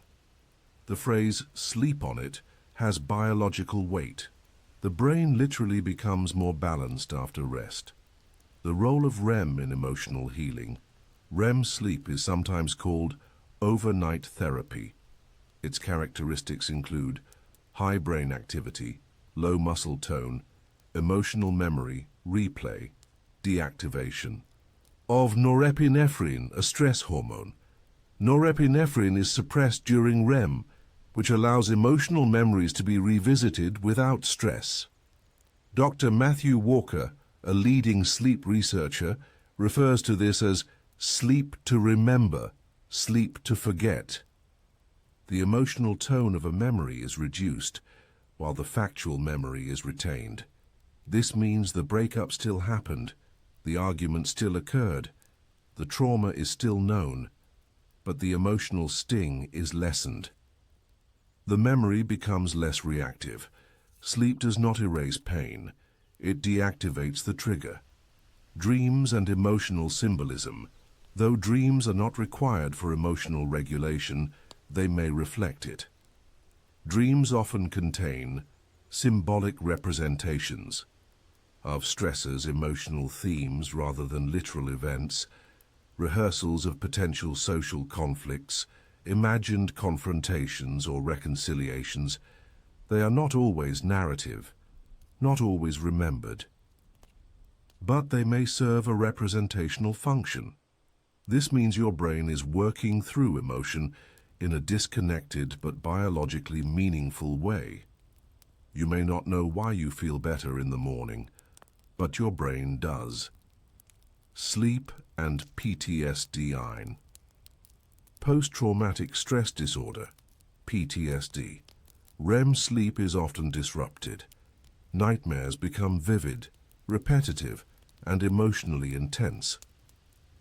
Unlike typical REM, these dreams may fail to reduce emotional intensity. This suggests that REM sleep is not working properly. Norepinephrine may remain active, preventing safe emotional reprocessing. Treatments for PTSD often involve improving sleep quality, restoring REM integrity, using imagery rehearsal therapy to rewrite nightmare scripts. In some cases, medications, like prazosin, are used to reduce REM-related nightmares. When sleep is restored, emotional healing often follows. Sleep and anxiety. Anxiety is strongly linked to fragmented sleep.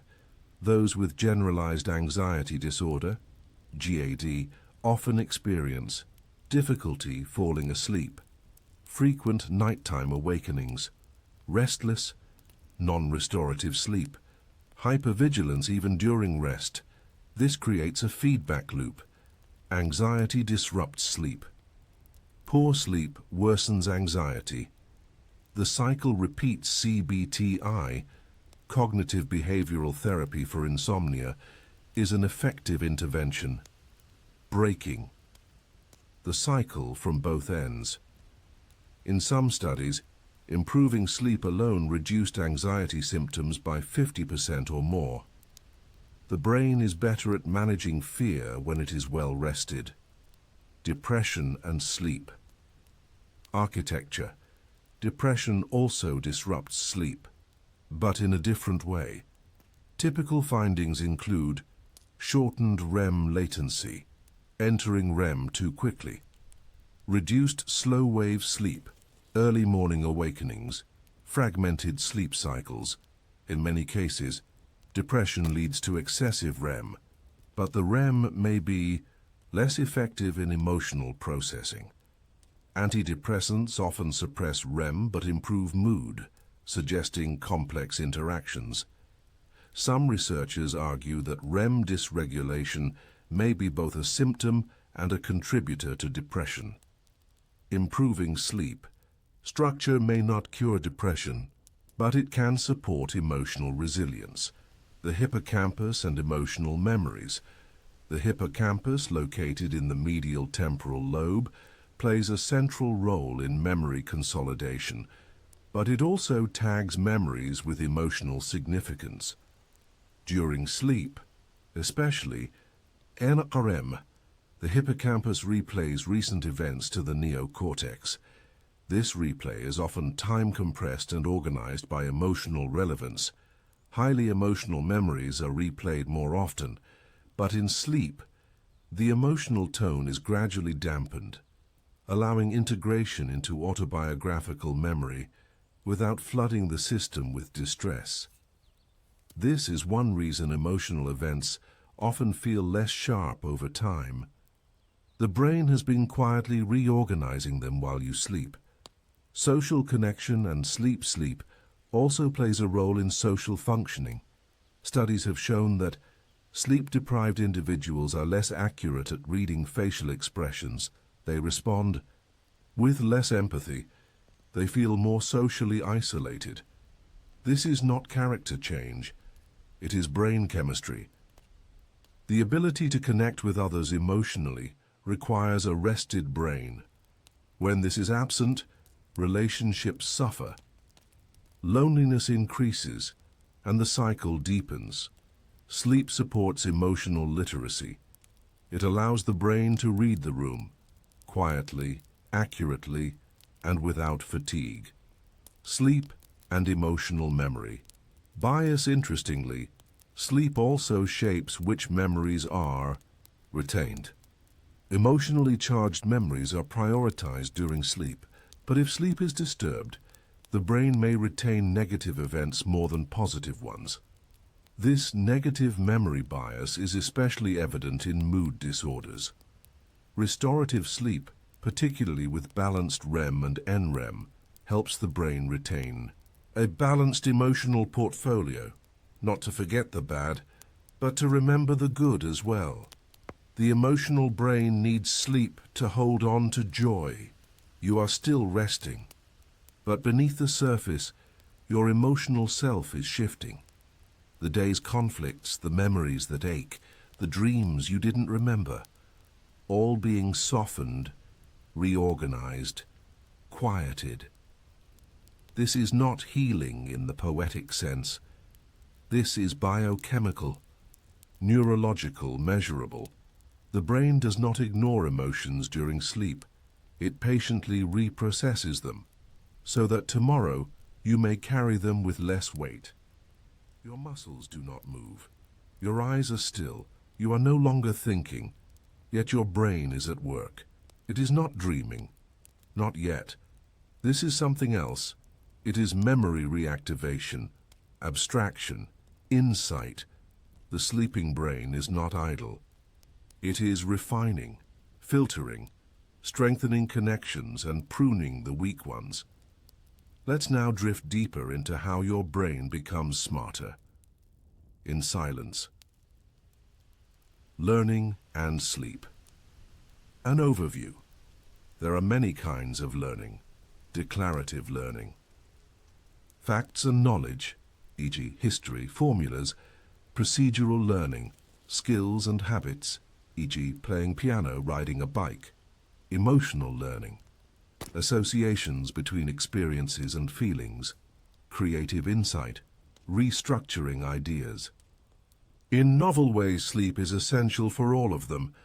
Each type engages specific brain structures and specific sleep phases. The waking brain acquires information. The sleeping brain consolidates it.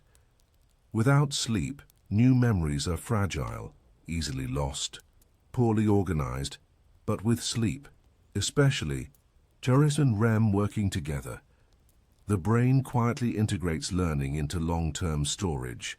NREM sleep and memory consolidation, non-rapid eye movement sleep, especially slow-wave sleep, SWS, plays a crucial role in consolidating declarative memory.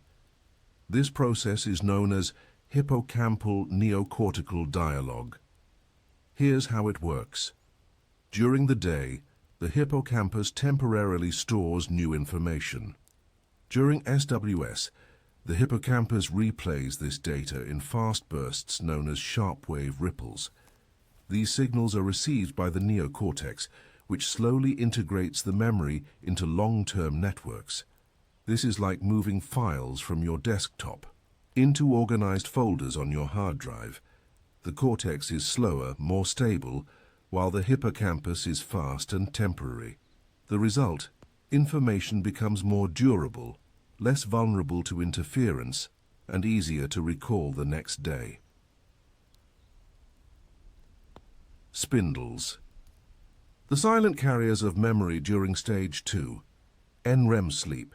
Your brain generates bursts of electrical activity called sleep spindles. These are short oscillations, about 12-15 Hz, that last 0.5 to 2 seconds. Sleep spindles are generated in the thalamus and help coordinate communication between the hippocampus and the neocortex. They serve two key roles: protecting sleep by blocking external sensory input, transferring memories between brain regions. The more spindles you produce after learning something new, the better you'll remember it the next. Day children produce more spindles than adults. So do polyglots, musicians, and those with high cognitive engagement. Spindles are quiet markers of a brain, processing in stillness. REM. Sleep and creativity. REM sleep is not just for emotion, it is a platform for creativity. Here, the brain becomes more associative. It links unrelated ideas. It explores abstract concepts. It rearranges data not linearly but divergently. Studies show that after REM sleep, people are better at solving anagrams, more likely to achieve creative insight, able to connect distant ideas. This is due to reduced activity in the prefrontal cortex, the rational, goal-driven part of the brain, and increased activity in association areas like the temporal lobes and default mode network. REM frees the brain from rigid logic. It allows play, and from that play comes insight. Problem solving. During sleep, there is a quiet tradition of scientists, artists, and thinkers solving problems during sleep. Kekulé dreamed of the structure of benzene. Elias Howe dreamed of the needle shape for the sewing machine. Otto Loewy dreamed an experiment that proved chemical transmission in nerves. Modern research supports this phenomenon. In one study, participants were given number puzzles. Half were allowed to nap. Those who entered REM sleep were twice as likely to discover the hidden rule. This is not magic. It's restructuring. The sleeping brain is not solving equations. It is reshaping the problem so that the answer becomes visible. The role of dreams in insight. Dreams do not always reflect our waking life directly, but they may represent it abstractly. In dreams, the brain tests variations. What if the event had ended differently? What if the setting had changed? What if this person was someone else?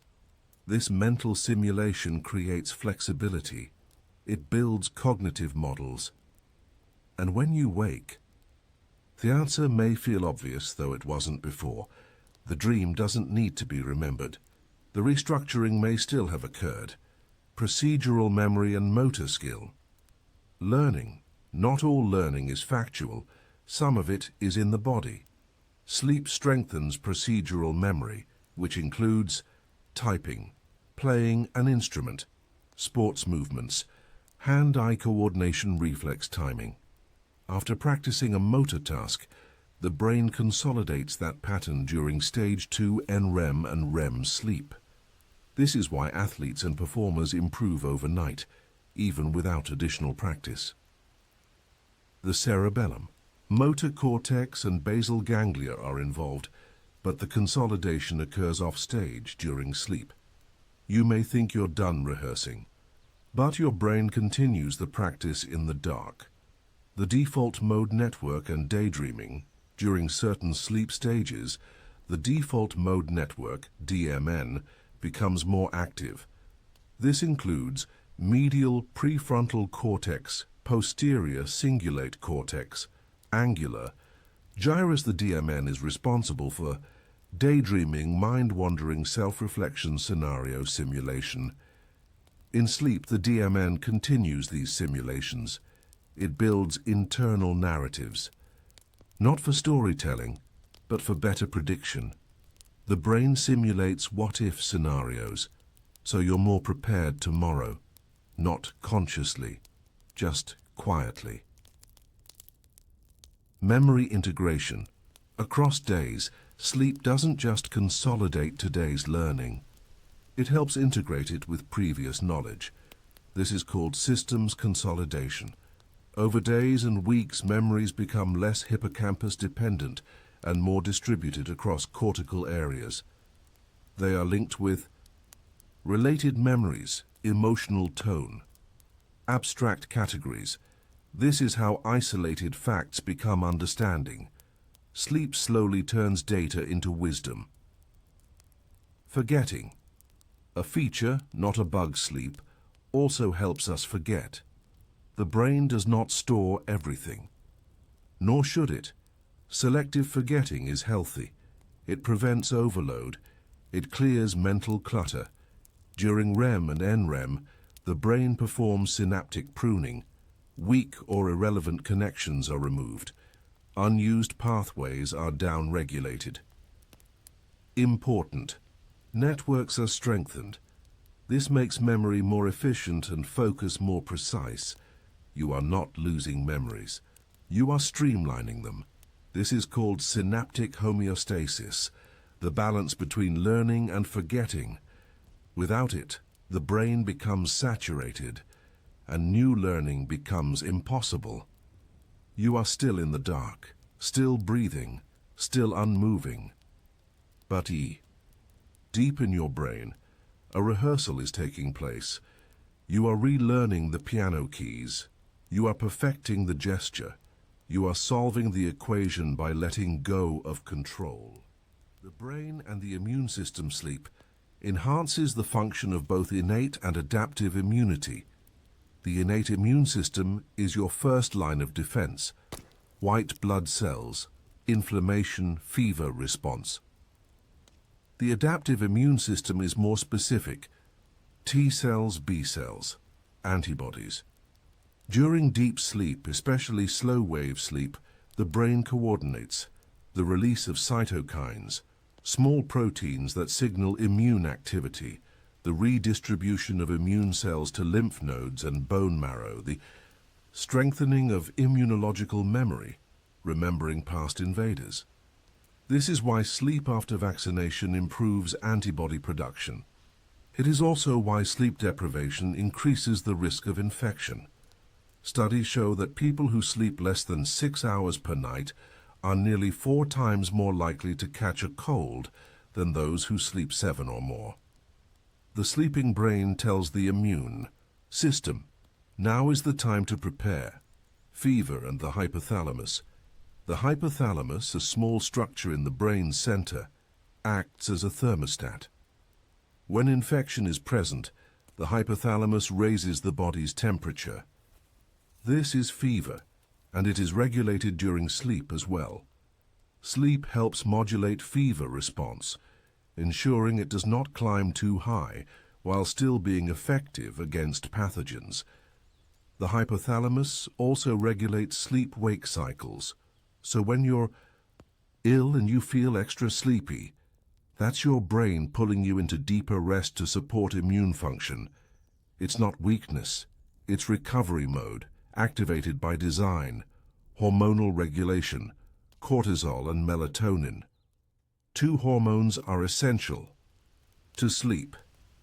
Melatonin, the sleep hormone cortisol. The stress hormone. Melatonin is secreted by the pineal gland at night in response to darkness. It signals the body that it is time to rest. Cortisol is secreted by the adrenal glands and follows a diurnal rhythm. It is lowest at midnight and rises toward dawn, helping wake you. This rhythm is orchestrated by the suprachiasmatic nucleus, SCN, a small cluster of neurons in the hypothalamus. When sleep is disrupted, these rhythms shift. Melatonin may be released too late or too little. Cortisol may rise prematurely. The result? Poor sleep quality, daytime fatigue, altered appetite, increased stress response. The brain, during healthy sleep, keeps these hormones in delicate balance. It synchronizes the clock to the rhythm of the world, sleep and growth.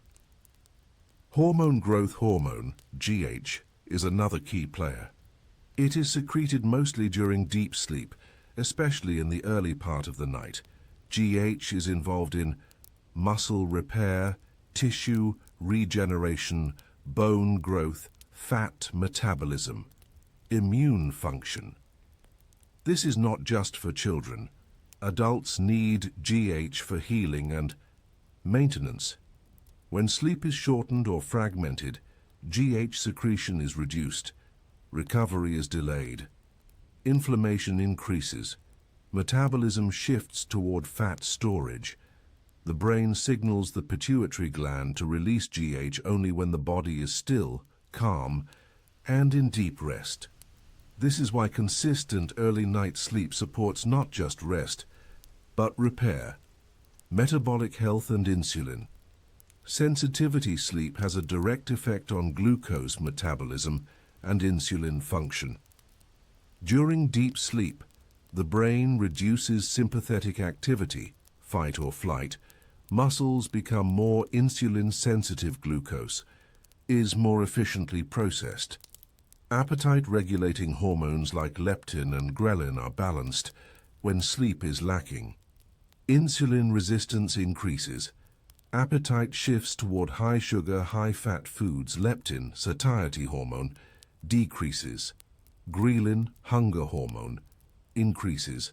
This leads to weight gain, increased risk of type 2 diabetes, disrupted blood sugar control even. One night of poor sleep can reduce insulin sensitivity by up to 30%. The brain during rest is regulating how your body uses energy. Sleep is not passive. It is metabolic instruction, cardiovascular regulation. The brain's influence over the heart does not pause during sleep. During NREM sleep, heart rate slows, blood pressure drops, sympathetic tone decreases, vascular repair begins. This is called nocturnal dipping, and it's essential for cardiovascular health. During REM sleep, the heart rate becomes more variable. Blood pressure fluctuates slightly. The brain rehearses emotional challenges, which helps reduce daytime cardiovascular stress. If sleep is disturbed, blood pressure stays elevated, inflammatory markers rise. Risk of heart disease increases. The body loses its nightly recovery window.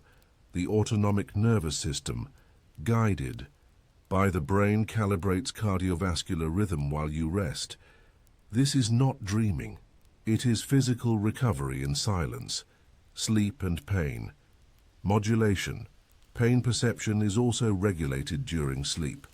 The brain modulates pain signals through the periaqueductal gray, brainstem pain suppression, the thalamus, sensory relay, the anterior, cingulate cortex, emotional processing of pain. During deep sleep, the pain threshold rises. The brain produces more endogenous opioids and decreases sensitivity to inflammatory signals. When sleep is disrupted, pain sensitivity increases, inflammation worsens, chronic pain conditions flare. This is not psychological. It is neurochemical. The sleeping brain numbs discomfort so that healing can proceed uninterrupted. Detoxification. The glymphatic system. One of the most remarkable discoveries in neuroscience is the glymphatic system. This is the brain's own waste clearance network. During sleep, especially deep NREM sleep, the interstitial space between brain cells expands. Cerebrospinal fluid, CSF, flows through the brain. Metabolic waste like beta amyloid and tau proteins is cleared. This system is most active during sleep. It relies on glial cells, hence the name glymphatic, glia plus lymphatic. Without sleep, this system slows. Toxins accumulate. The brain becomes inflamed. Some researchers now believe chronic sleep deprivation may contribute to neurodegenerative conditions like Alzheimer's. The brain is not just sleeping, it is cleaning itself. Reproductive hormones and sleep also regulates reproductive health. In men, testosterone is released primarily during REM sleep. Low sleep reduces testosterone levels by up to 10 to 15% after just a few nights. In women, Luteinizing hormone LH and follicle-stimulating hormone FSH are also sleep-dependent. Disrupted sleep cycles can lead to irregular menstrual cycles, decreased fertility, early menopause symptoms, reduced libido in both sexes. The hypothalamic pituitary gonadal HPG axis requires consistent sleep to function properly. The brain manages reproduction even when consciousness is turned off. Inflammation and chronic disease. Finally, let us gently touch on inflammation. Chronic low-grade inflammation is a major driver of cardiovascular disease, diabetes, autoimmune disorders, cancer. Sleep reduces pro-inflammatory cytokines and promotes anti-inflammatory signals. When sleep is poor, inflammatory markers like C-reactive protein, CRP, and interleukin-6 increase. Cellular stress rises, DNA repair declines. The brain, through its nightly symphony of signals, prevents this quiet fire from burning out of control. So you continue to lie in the dark, still, softly breathing.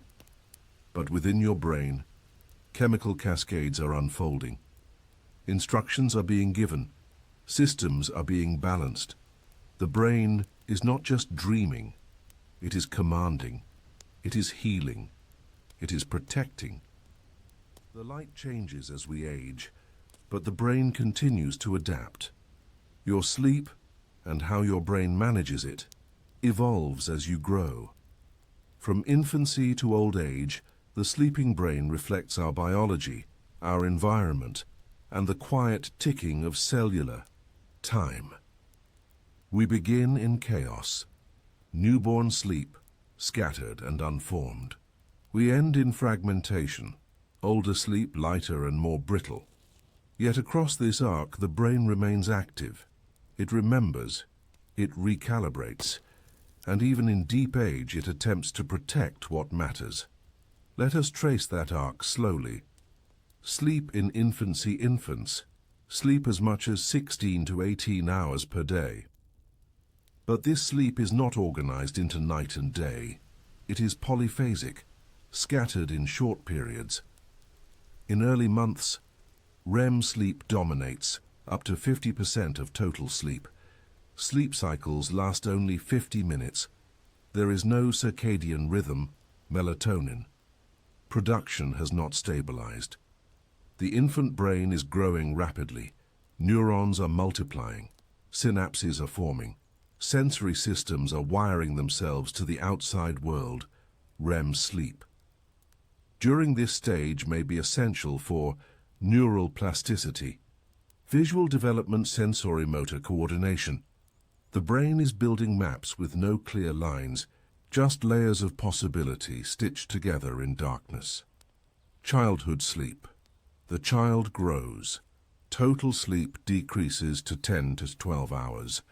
Sleep becomes more monophasic, consolidated at night. Deep NREM slow-wave sleep increases. REM sleep becomes less dominant, around 25%. This is the golden era of deep sleep. During these years, the brain continues, pruning unused synapses, consolidating memory, reinforcing language acquisition, developing emotional regulation. Children have higher proportions of sleep spindles, especially after learning tasks. This supports not only fact, recall, but problem-solving and executive function. The brain of a child is resting, but also strengthening every skill acquired during the day, and it does this without drama, without fireworks, just gentle recalibration. Teenage sleep and the shifted clock. Adolescence brings another transformation. Total sleep needs remain high, 8–10 hours, but the circadian rhythm shifts later.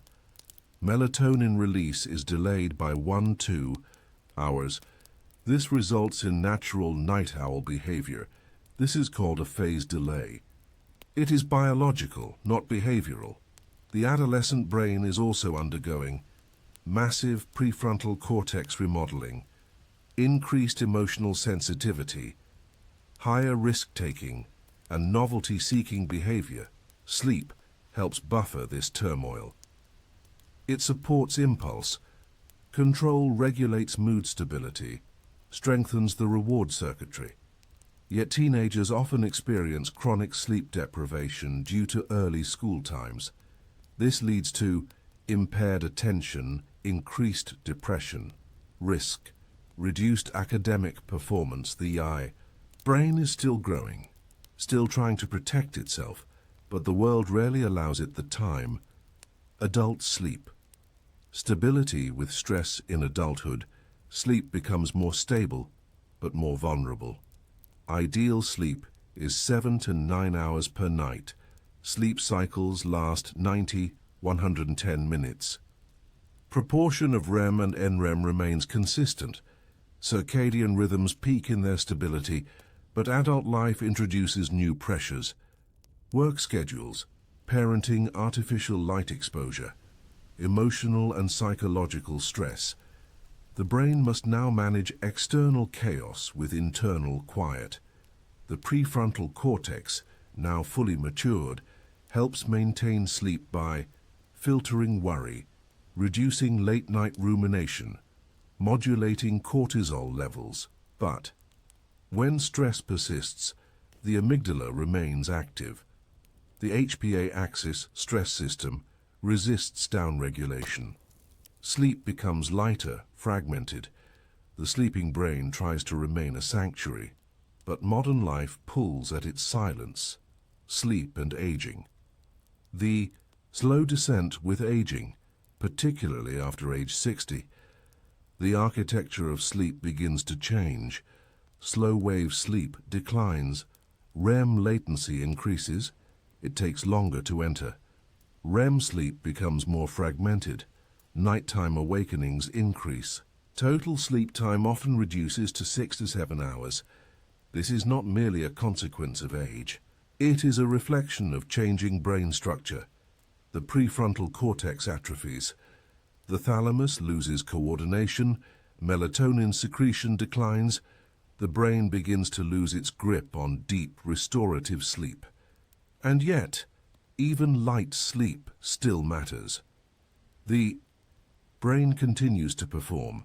Memory consolidation, emotional buffering, cellular repair just with gentler waves, fewer peaks, longer valleys, sleep and cognitive preservation. Good sleep in older adults is linked with better episodic memory, slower cognitive decline, lower risk of Alzheimer's disease, improved emotional regulation. This is due, in part, to continued function of the default mode network, the hippocampus. The prefrontal hippocampal loop, poor sleep, on the other hand, accelerates. Amyloid beta accumulation, tau, protein deposition, white matter degeneration. Sleep is not a cure, but it is a buffer, a slow break against the slide of time. Lifelong impact of sleep on health. Longitudinal studies have found adults sleeping fewer than 6 hours per night have higher all-cause mortality risk. Midlife sleep quality predicts late-life cognitive outcomes. Consistent bedtime routines improve lifespan, even when total sleep time is slightly reduced. The sleeping brain across decades acts like a caretaker. It maintains homeostasis, prevents overload, optimizes resilience. Whether you are 10 or 80, the brain during sleep is still trying to help you adapt. It is not perfect, but it is persistent. The aging dreams also change with age. REM sleep decreases. Dream recall becomes less frequent. The tone of dreams becomes more neutral. Emotional intensity often fades. Some speculate that dreams in older adults are more reflective than constructive. They revisit old faces, old places, old decisions. This may serve a psychological role. quiet emotional integration before the arc bends toward its end. The brain is not grieving, it is cataloguing. The final sleep, at the end of life, sleep changes dramatically. Circadian rhythms may flatten, sleep-wake boundaries blur. Daytime sleepiness increases, nighttime restlessness intensifies. This is called sleep fragmentation, and it is common in terminal illness, dementia, and advanced age. Yet in some cultures, this stage is not feared. It is accepted as preparation, a return to liminality, one foot in waking, one in dreaming. Some palliative studies suggest that final stages of sleep may allow quiet psychological closure, resolution of conflict, release of anxiety, symbolic processing. The science is still emerging, but the poetry is ancient. The brain slowly unthreads, but it does not resist. It lets go, so you lie still again, years behind you, and years, maybe ahead. But here, tonight, you sleep. And in that sleep, your brain continues its quiet work. From birth to death, from dream to forgetfulness, it guards your memories. It stabilizes your mood. It shields your body from decay. It does not ask for thanks, it only asks for darkness and time. So let the silence return, let the current slow, let the story not end, but drift into another.